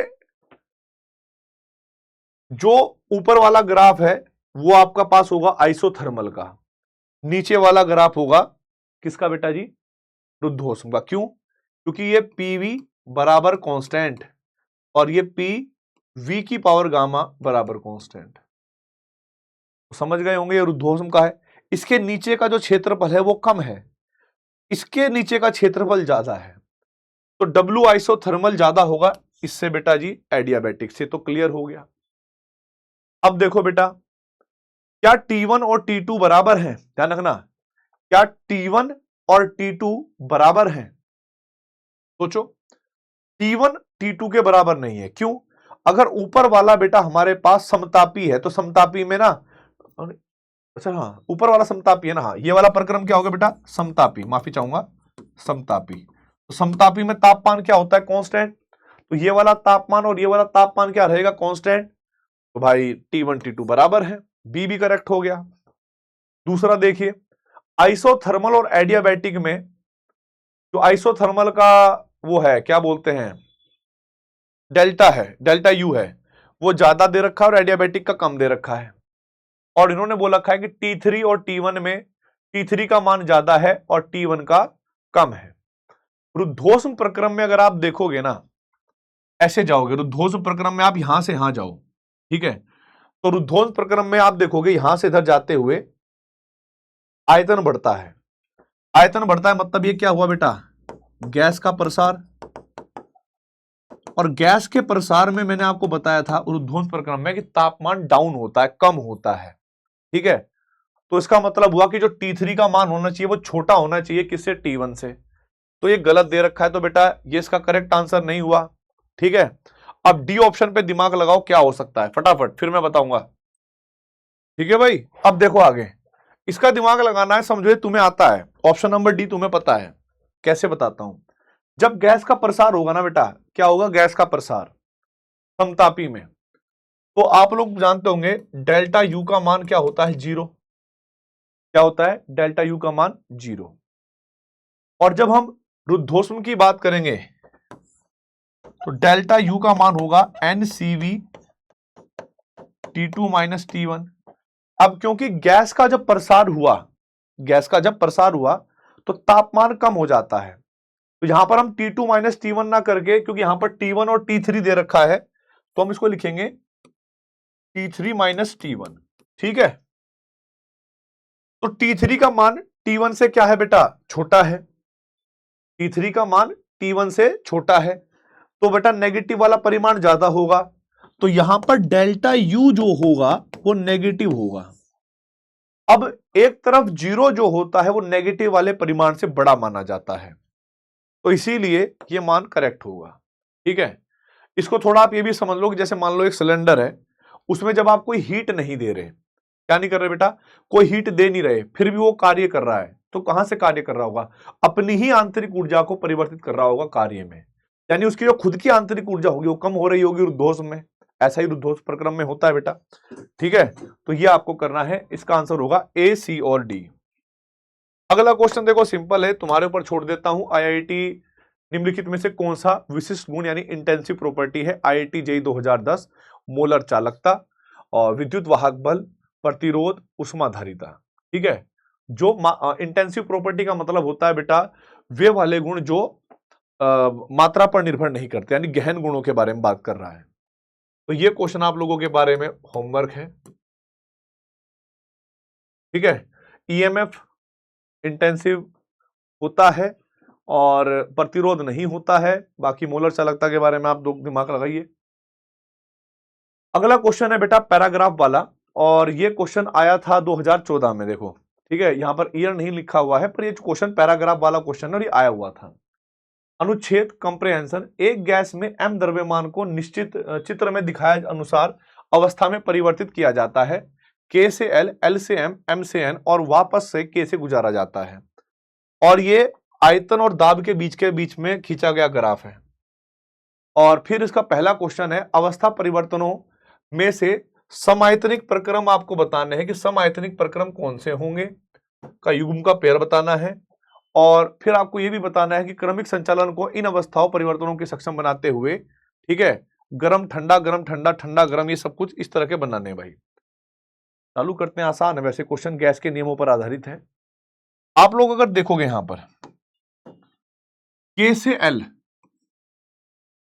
दाब फिक्स है ना, यहां पर देखो दाब फिक्स है, K पर भी वही, L पर भी वही, तो ये कौन सा प्रक्रम हुआ बेटा, समदाबी। क्या हुआ, समदाबी। KL M यहां पर, N यहां पर। ठीक है, L से M देखोगे आयतन फिक्स है, M पर भी N पर भी, तो ये क्या होगा बेटा हमारे पास, सम आयतनिक। यहां पर भी आप देखोगे दाब फिक्स रहेगा N पर भी और P पर भी, ये भी क्या होगा बेटा, समदाबी। और यहां पर क्या होगा बेटा, समायतनिक। तो समायतनिक पूछे थे L से M और N से K, क्या था भाई हमारे पास, L से M, L से M यहां है, L से M यहां है, L से M यहां है, L से M यहां पर तो नहीं, हटा दो एक। फिर हमारे पास दूसरा होना चाहिए N से K, N से K, N से K, ये दे रखा भाई, बाकियों में नहीं होगा, हटा दो। तो ये तो हो गया हमारे पास बी आंसर, समायतनिक प्रक्रम में हमें बताना था। फिर इन्होंने गर्म करना ठंडा करना, गर्म करना ठंडा करना, यानी ताप के बारे में भी रिलेशन पूछा है। अब ताप के बारे में जब रिलेशन की बात आएगी तो देखो भाई कैसे करोगे आप लोग यहां पर। ठीक है, आप लोगों को एक बात पता होगी, समदाबी प्रक्रम में जब दाब फिक्स रहता है तो V समानुपाती होता है टेम्परेचर के, आयतन बढ़ेगा तो तापमान बढ़ेगा, तो जब हम इधर से इधर जाएंगे तो देखो आयतन बढ़ रहा है तो इसका मतलब ताप बढ़ रहा है, तो ये क्या हो रहा है बेटा, हमारे पास हीटिंग हो रही है। इधर से इधर जाएंगे तो ताप आयतन बढ़ रहा है, टेम्परेचर बढ़ रहा है, हीटिंग। फिर जब एल से हम आएंगे, जब आयतन कांस्टेंट होता है तो प्रेशर जो है वो समानुपाती होता है ताप के। ऊपर से नीचे जाने पर क्या हो रहा है बेटा, दाब घट रहा है। दाब घटेगा तो ताप घटेगा, तो फिर क्या हो गया बेटा, हमारे पास कूलिंग हो गई। अब हम इधर से इधर जाएंगे, क्या हो रहा है बेटा, ये तो सेम ही होगा, समदाबी प्रक्रम में होता है चार्ल्स का नियम, V बराबर T। आयतन कम होगा तो ताप कम होगा, तो फिर से क्या हो गया हमारे पास, यहां पर कूलिंग हो गई बेटा। फिर जब इधर से इधर जाओगे तो हमारे पास समायतनिक प्रक्रम है, तो फिर P समानुपाती T होता है, आपने पढ़ा होगा बेटा गे-लुसेक का नियम। तो नीचे से ऊपर जाएंगे, दाब बढ़ेगा तो ताप बढ़ेगा, ताप बढ़ेगा तो फिर हीटिंग हो जाएगी। तो अगर हम यहां से चलें, पहला हीटिंग, फिर कूलिंग, फिर कूलिंग, फिर हीटिंग, तो हम लोग क्या कहेंगे बेटा, हम लोग कहेंगे पहला हीटिंग, फिर कूलिंग, फिर कूलिंग। देखो, पहला हीटिंग, फिर कूलिंग, फिर हीटिंग, तो ये तो नहीं होगा। पहला कूलिंग नहीं है, हटा दो। गर्म, हीटिंग, कूलिंग, कूलिंग, हीटिंग, ये मैच कर गया, तो ये हो जाएगा। पहले वाला कूलिंग नहीं है, तो ये तो वही इस तरीके से आ गया। ठीक है, सी इसका करेक्ट आंसर होगा। और ये वैसा क्वेश्चन था पैराग्राफ वाला। अगले क्वेश्चन की तरफ आते हैं दोस्तों। अगला क्वेश्चन हमारे सामने है आईआईटी जेईई एडवांस 2024। मतलब ये तो नया नवेला क्वेश्चन है भाई। ठीक है, ये वाला हो गया बेटा। अब इस पर आ गए हम, जेईई एडवांस 2024। तो एक आदर्श गैस, एक परमाणु गैस, आइडियल मोनोएटॉमिक गैस के 5 मोल के विस्तार में निम्नलिखित आयतन तापमान आरेख का विचार करें, यह मानते हुए कि केवल पीवी कार्य शामिल है। ठीक है, अवस्था परिवर्तन में अनुक्रम x से y, y से z के लिए एंथैल्पी में कुल परिवर्तन बताना है, क्या होगा।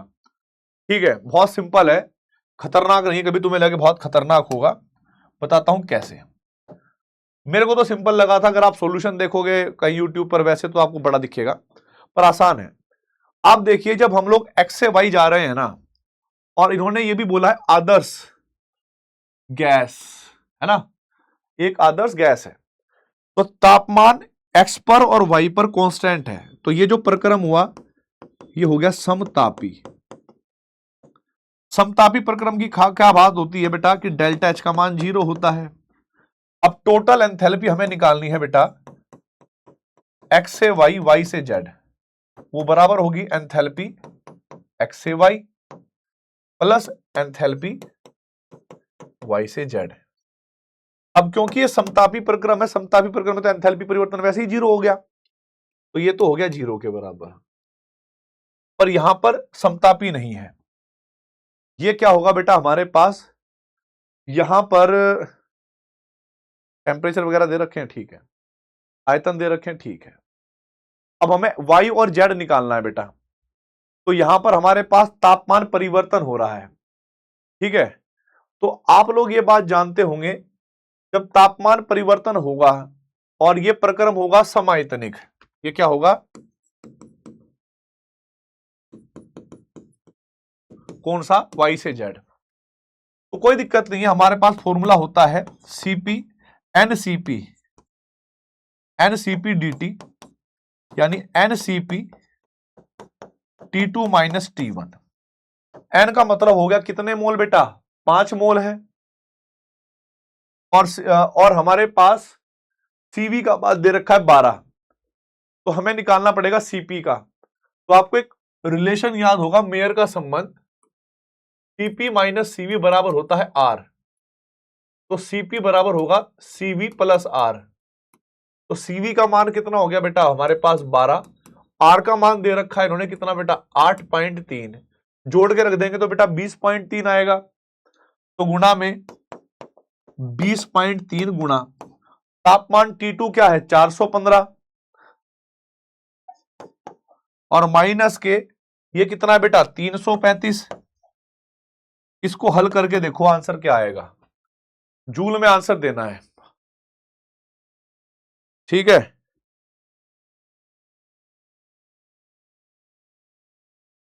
तो भाई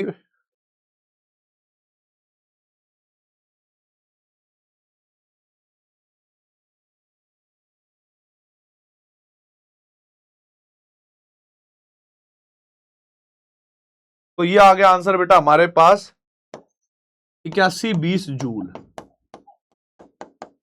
8120 जूल आ गया दोस्तों, ठीक है। 8120 जूल, 5 गुणा, सॉरी एक बार चेक कर लेता हूं, 4 1 15 माइनस 3 3 5 गुणा 20.3 गुणा 5, 8120 जूल। कितना सिंपल था बेटा ये क्वेश्चन। सॉल्यूशन देखोगे तो बहुत बड़ा है इसका, पर अगर ट्रिक क्या मतलब कॉन्सेप्ट ही है, आपको पता है समतापी प्रक्रम आपने यहां से पहचान लिया, 0 है, बस ये निकालना है, ठीक है। अगला क्वेश्चन देखिए बेटा, जेई एडवांस 2023 में क्वेश्चन आया हुआ है, एक आदर्श एक परमाणु गैस आइडियल मोनोएटॉमिक गैस का 1 मोल दे रखा है, चित्र में दिखाए गए अनुसार 2 उत्क्रमणीय प्रक्रम है, ये से ये और ये से ये। तो यहां ए से बी रुद्धोष्म प्रक्रम है, ठीक है जी। ए से बी जो है ये वाला जो प्रक्रम दिखाया है इन्होंने बोल दिया है रुद्धोष्म, रुद्धोष्म मान लेते हैं भाई हम तो, रुद्धोष्म प्रक्रम है। बी से सी समतापी प्रक्रम है, समतापी प्रक्रम है। यदि पूरे प्रक्रम ए से बी और बी से सी के दौरान अवशोषित कुल ऊष्मा RT2 नेचुरल log 10 है तो 2 log V3 की मान निकालिए, क्या होगा। देखो बेटा क्या है, सबसे पहले तो मैं आपको बता दूं, ठीक है, पहले तो मैं आपको बता दूं, यहां पर 2 दे रखे हमारे पास आयतन, ठीक है, और टेम्परेचर निकाल लेंगे भाई। चलिए सबसे पहले मैं आपको एक बात बताना चाहूंगा दोस्तों कि अगर ये समतापी प्रक्रम है तो T2 बराबर T3 होगा, ठीक। और ए और बी में देखा जाए तो V1 दे रखा है, T1 दे रखा है और V2 और T2 दे रखा है। पर मुझे ऐसा लगता है यहां पर भी मान होगा इसका कुछ, है ना। 1 मिनट में बेटा इसका मान रख दूं, क्योंकि डायग्राम मैंने ही बनाए थे इसके और किसी ने नहीं बनाए थे। क्या कर सकते हैं भाई, ढूंढना पड़ेगा। हाँ ये मान दे रखा है बेटा 10 मीटर क्यूब, ठीक है। अब ठीक है 10 मीटर क्यूब, तो ये 10 दे रखा था, बाकी हम लोग कर लेंगे। चलिए अब देखते हैं बेटा, यहां पर सबसे पहली बात हमें निकालना है ए से बी और बी से सी के दौरान अवशोषित कुल ऊष्मा। अब रुद्धोष्म प्रक्रम में जो अवशोषित कुल ऊष्मा होती है वो 0 है, मतलब पहले जैसा ही, थोड़ा थोड़ा क्वेश्चन पहले जैसा ही है। तो आप लिखोगे डी क्यू पूरी ऊष्मा, और वो होगी हमारे पास ए से बी और बी से सी, ए से बी और बी से सी ये निकालनी है, तो ये बराबर होगी D Q A B plus D Q B C. अब क्योंकि ये जो हमारे पास ए बी है इसको हमने 0 रख दिया, क्यों भाई, रुद्धोष्म प्रक्रम में दी गई ऊष्मा किसके बराबर होती है, 0 के बराबर, ओके जी। और डी क्यू बी सी का फॉर्मूला होता है हमारे पास क्या बेटा, NRT natural log V2 minus V1 होता है। क्योंकि देखो समतापी में तो आपको पता होगा भाई, समतापी में अगर उत्क्रमणीय रूप से आप कर रहे हो, ठीक है, और इसके हिसाब से अगर आप देखोगे RT नेचुरल लॉग 10 का प्रयोग करा गया है, इसका मतलब ये उत्क्रमणीय ही है और दे भी रखा है उत्क्रमणीय प्रक्रम, ठीक है। तो ऊष्मा गतिकी का प्रथम नियम, ठीक है,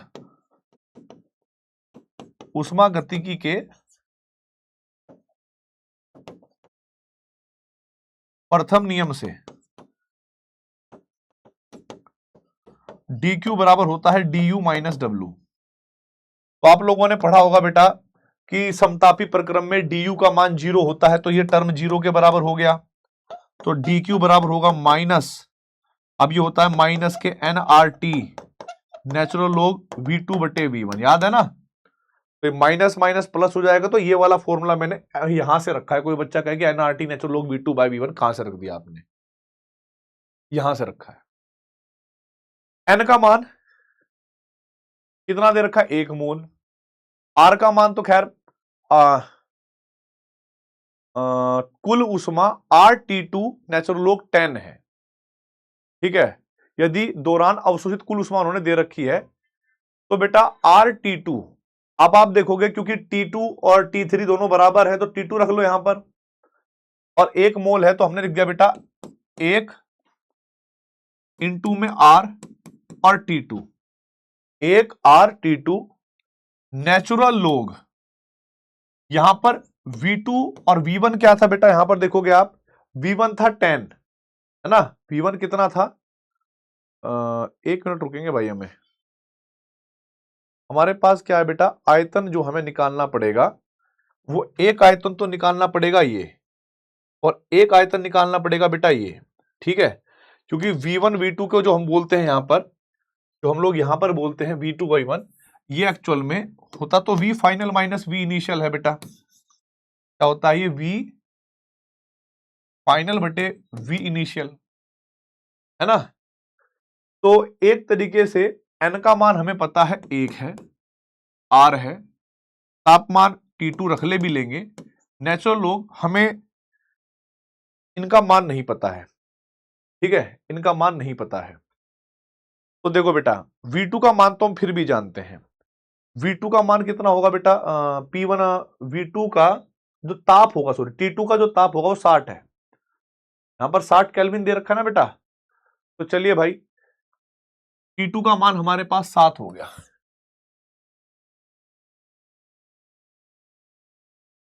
ठीक है। तो पहले आप यहां पर देखो बेटा, इसके लिए आप ताप भी जानते हो, आयतन भी जानते हो, इसके लिए आप बेटा क्या बोलते हैं,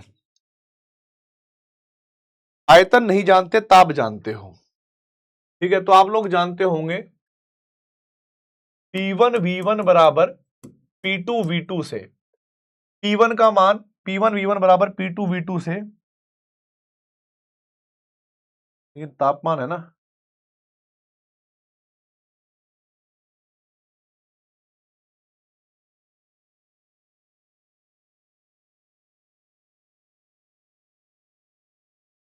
एक काम करें, कोई भी हो, P1 V1 बराबर NR T1, P2 V2 बटे NR T2, क्या हो गया, N1 T1 और N2 T2। देखो आपको बताता हूं मैं, मोल एक है, कट जाएगा, और दाब जो है वो अलग अलग हो सकती है, ठीक है। लेकिन ए और बी के बीच में हमें केवल रिलेशन निकालना है भाई V2 और V3 का।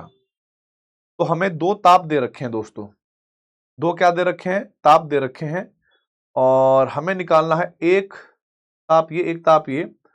तो हमें निकालना है, एक आयतन दे रखा है 10, दूसरा आयतन हमें निकालना है। तो इसके लिए आप लोगों के पास तापमान और आयतन में एक संबंध होगा, अगर आपको याद हो, ठीक है।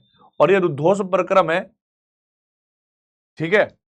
तो ये रुद्धोष्म प्रक्रम है, तो आप एक काम करना, इसको हटाते हैं, आप लोगों को V और T के बीच में संबंध पता होगा, ठीक है। तो रुद्धोष्म प्रक्रम में,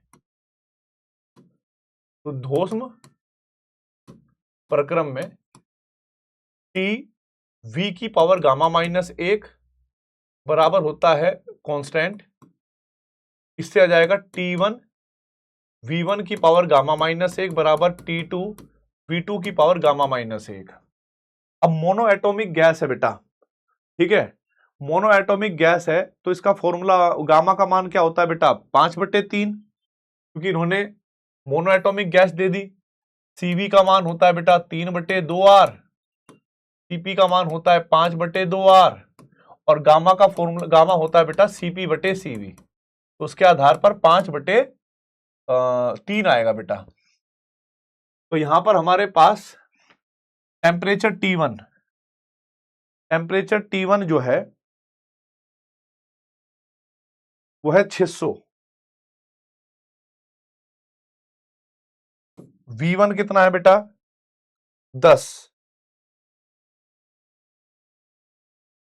5/3 - 1 बराबर टेम्परेचर T2, T2 क्या करना है हमें पता है 60 है, और V2 का मान कितना होगा बेटा, V2 की पावर हो जाएगी हमारे पास 5/3 - 1। तो आप लोग देखना भाई, इससे ये खत्म, इससे यहां पर आ जाएगा 10, यहां पर आ गया बेटा 10। तो जब आप हल करोगे तो 10 गुणा 10 की पावर 2/3 आएगा। क्या आएगा, 2/3। क्या इसको ऐसा भी कर सकते हैं आप लोग, हाँ ठीक है, ठीक है, 2/3 आ गया, और इधर हो गया हमारे पास V2 की पावर 2/3। तो जब आप बेटा जी इसको वो लोगे, V2 का मान ज्ञात करोगे, तो V2 का मान होगा बेटा हमारे पास 10 की पावर जो 2/3 था, और 10 यहां पर ये 3/2 हो जाएगा, यानी 10 गुणा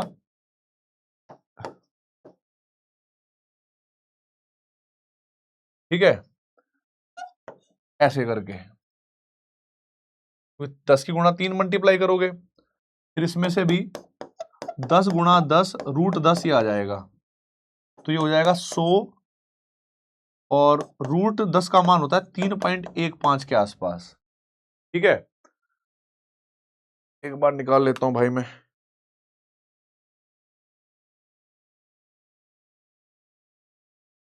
3.16। तो V2 जो निकल के आया 316, 316 मान निकल के आया बेटा इसका। ठीक है, V2 कितना आ गया बेटा, 316।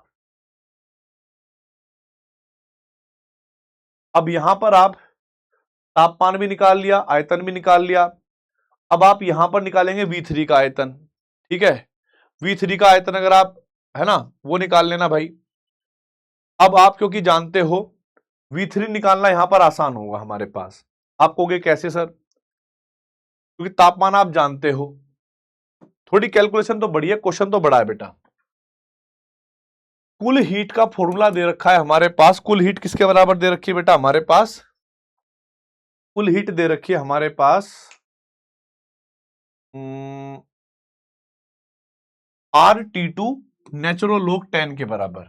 ठीक है, RT2 नेचुरल लॉग 10 के बराबर, RT2 नेचुरल लॉग 10। और एक फॉर्मूला होगा हीट का क्या बेटा, nRT T2, क्योंकि T2 ही होगा, नेचुरल लॉग V3/V2।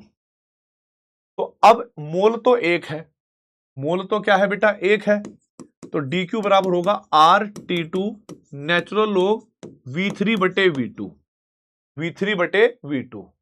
जब आप इसकी तुलना इससे करोगे तो आप लोगों को एक अनुपात पता लग जाएगा।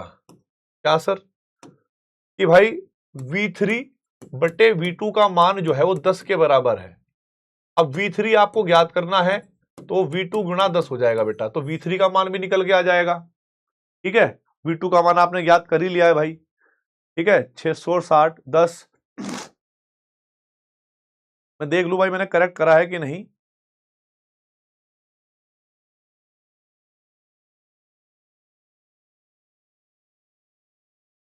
ठीक है, अब आपको 2 log V3 का मान ज्ञात करना है, 2 log V3।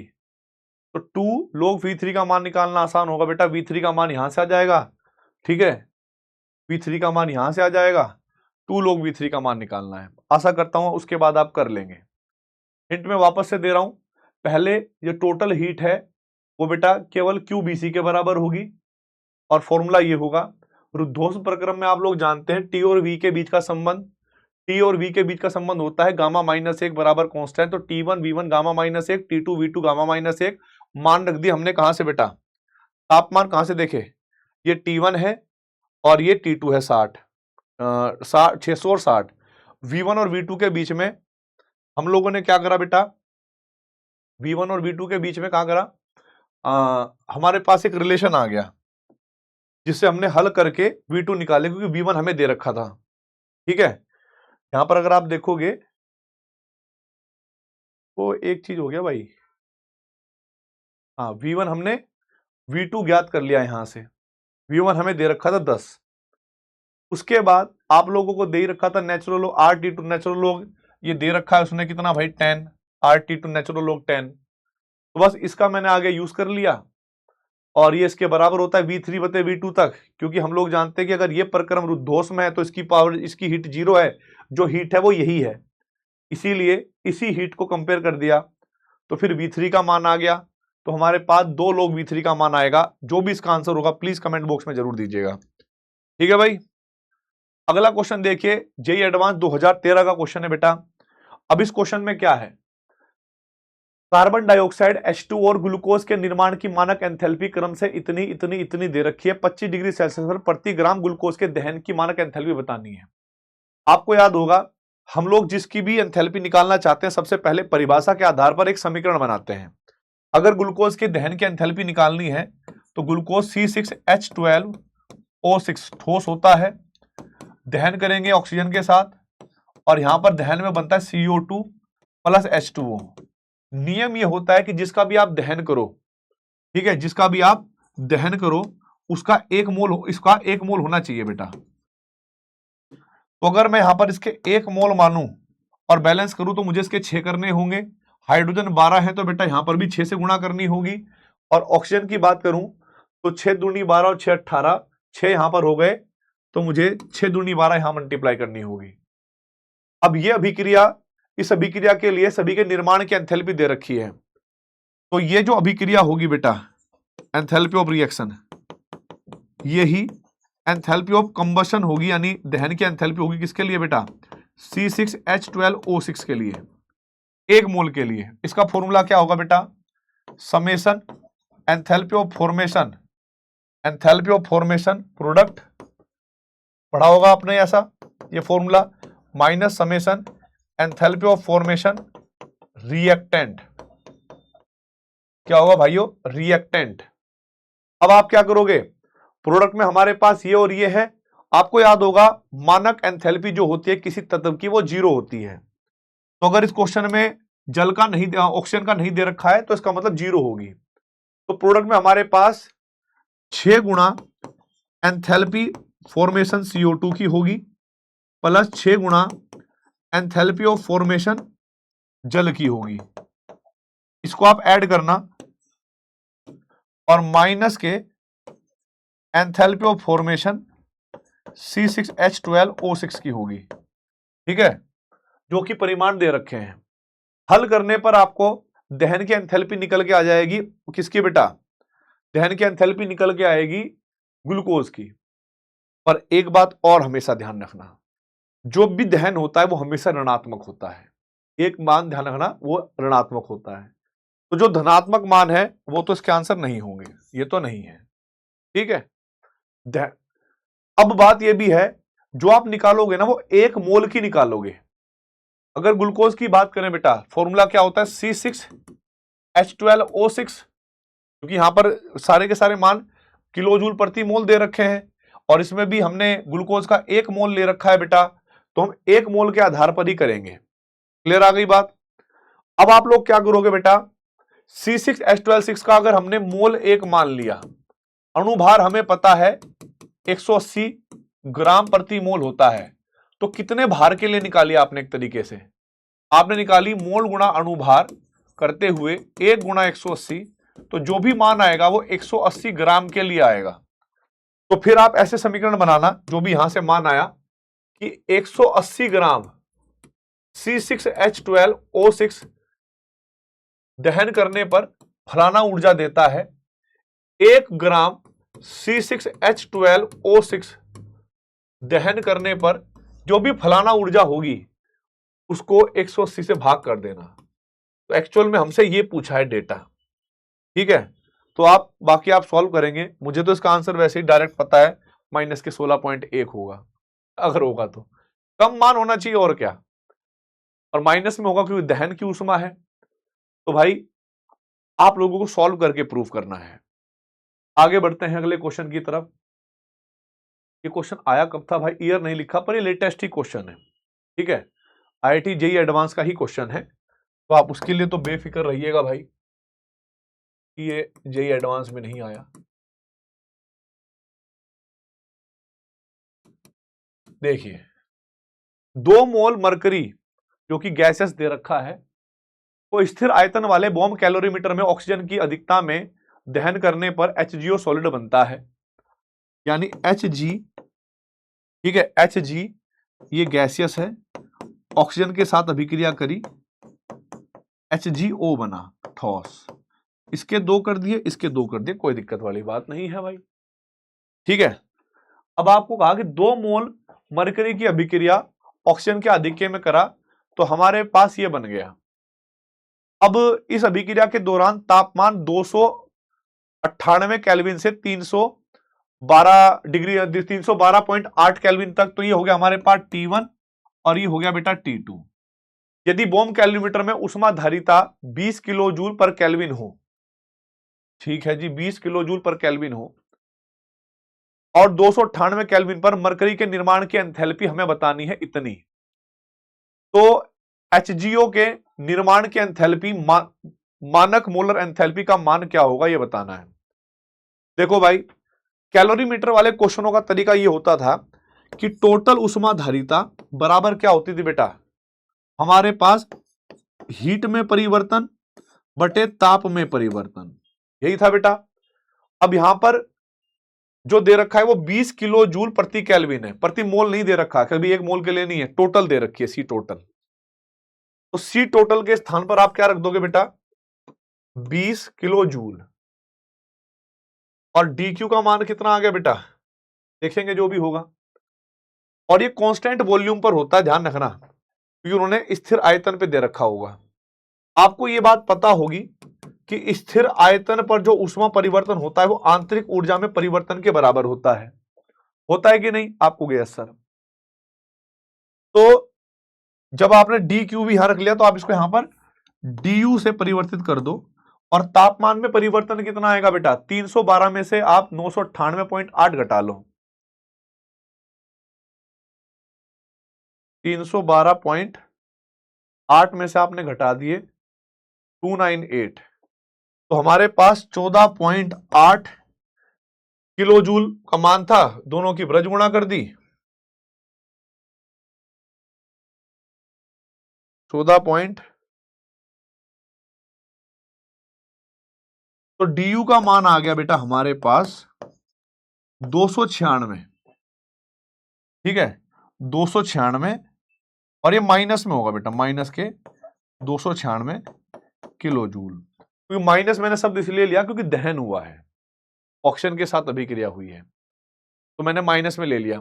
ये कब हुआ बेटा, जब मरकरी के 2 मोल बने, 2 मोल ने अभिक्रिया करी, और यहां पर हमारे पास 2 मोल मरकरी ऑक्साइड बना, ठीक है जी। अब देखो बेटा,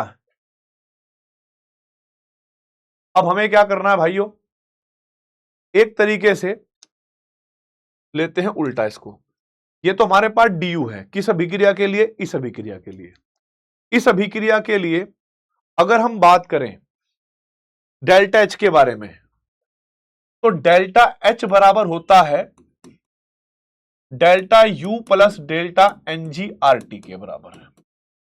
डेल्टा U का मान कितना आया बेटा, इसके लिए माइनस के 296, माइनस के 296, और हमसे जो मान पूछा है वो किलो जूल पर मोल, ठीक है, 296। अब बेटा डेल्टा Ng इसके लिए कितना होगा भाई, डेल्टा Ng इस अभिक्रिया के लिए प्लस है ना, ये तो हमारे पास गैस, ये भी गैस, ये ठोस है, तो इधर 3 हो गया माइनस के, तो प्लस था, माइनस के 3, आर का मान हो जाएगा 8.3, ये रखा है क्या आर का मान 8.3, इसको किलो जूल में कन्वर्ट करेंगे तो 1000 से भाग करेंगे, और तापमान दे रखा था 298 बेटा, तो डेल्टा H का मान लिख लो आप इस अभिक्रिया के लिए हल करके,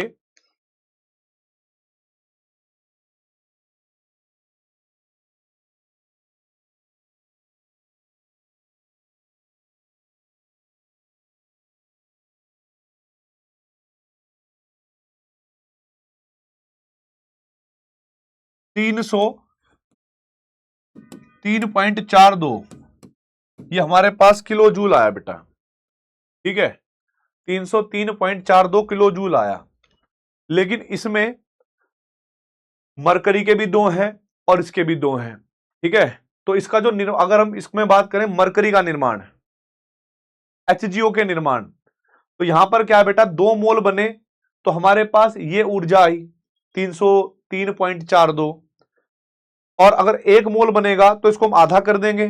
ठीक है, कितना कर देंगे, आधा कर देंगे। तो हमारे पास डेल्टा H नॉट फॉर्मेशन जो आएगा HgO का, वो इस एंथैल्पी का आधा कर देना माइनस में।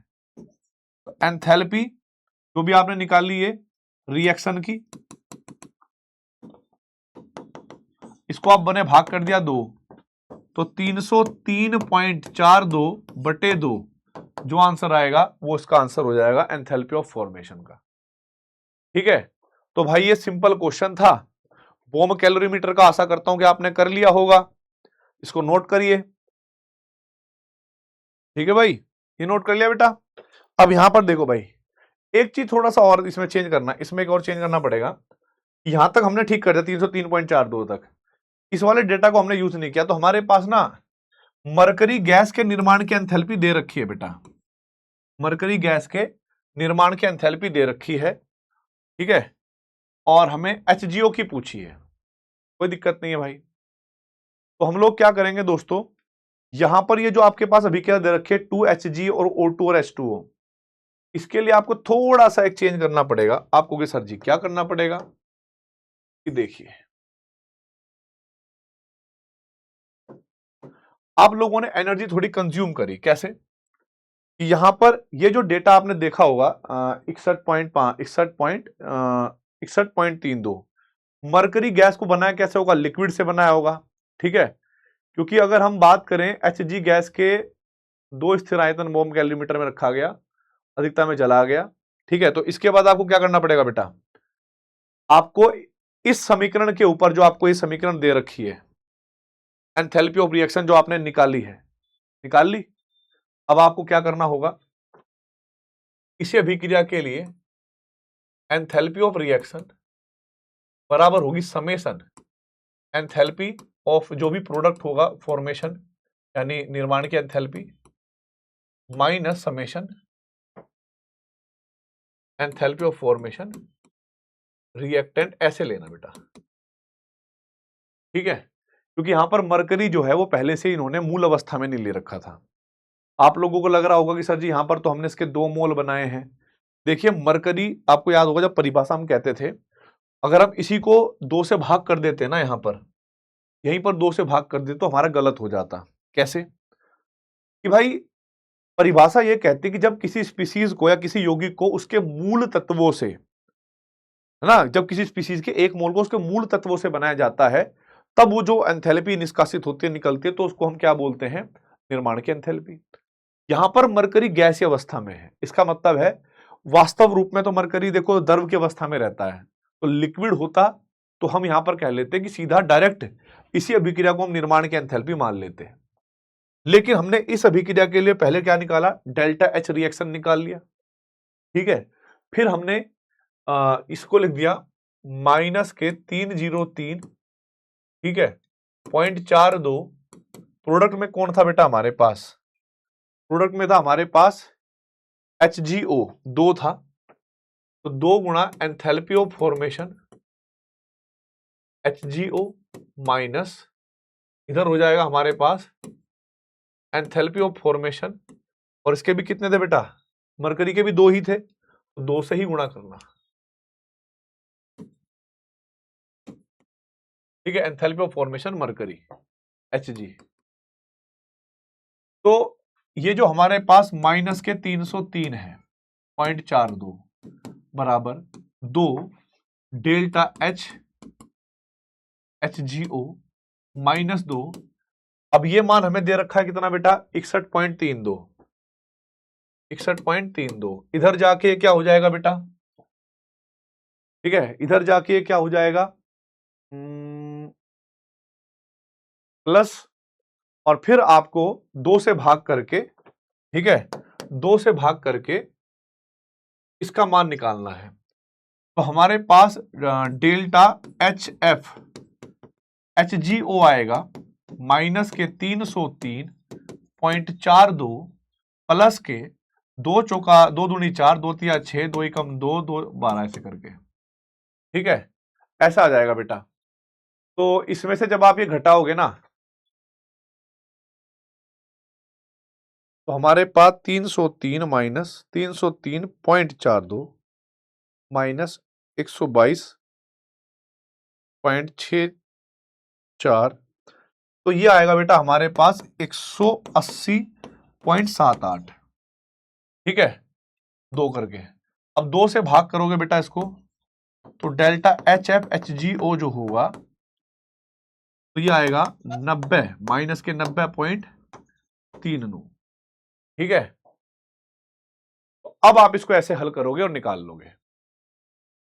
तो दोस्तों इतना देखो कठिन तो नहीं था, पर हाँ लेंदी था। बस इसमें ये बात ध्यान रखना था, कुछ बच्चे इसी को क्या मान लेते हैं बेटा, मानक निर्माण की एंथैल्पी की परिभाषा। तो एक तो पहली बात ध्यान रखना, निर्माण की एंथैल्पी की परिभाषा होती है कि यौगिक का 1 मोल होना चाहिए प्लस उसके मूल तत्वों से होना चाहिए। तो मरकरी जो गैसियस है मूल तत्व नहीं है, मरकरी जो है द्रव अवस्था में रहता है। तो इसीलिए हम लोग इस अभिक्रिया के लिए एंथैल्पी निकाल लेंगे पहले पूरी, वो हम कैलोरीमीटर से निकाल ली। फिर यहां पर अपना प्रोडक्ट माइनस रिएक्टेंट वाला सिस्टम लगाएंगे, तब जाके एचजीओ का मानक निर्माण एंथैल्पी निकलेगी। ठीक है, तो भाई आज का लेक्चर थोड़े से क्वेश्चन तो थे अच्छे लेवल के, क्योंकि देखो थर्मोडायनेमिक्स है, ऐसा तो है नहीं कि भाई आसान चीज है। तो आशा करता हूं कि आज का लेक्चर आपको अच्छा लगा होगा। बढ़िया क्वेश्चन थे, टाइम टेकिंग थे। इस चैप्टर के क्वेश्चन में आपको टाइम लेना है, ऐसा नहीं कि आपसे नहीं हो रहा तो आप छोड़ के भाग जाओ। आईआईटी एडवांस है, ठीक है, हो सकता है कि क्वेश्चन आसान आए, हो सकता है क्वेश्चन कठिन आए। तो पिछले 2 सालों से तो क्वेश्चन अच्छे आ रहे हैं भाई, उससे पहले बीच में आसान आए थे, हो सकता है इस बार भी मॉडरेट लेवल के क्वेश्चन आए।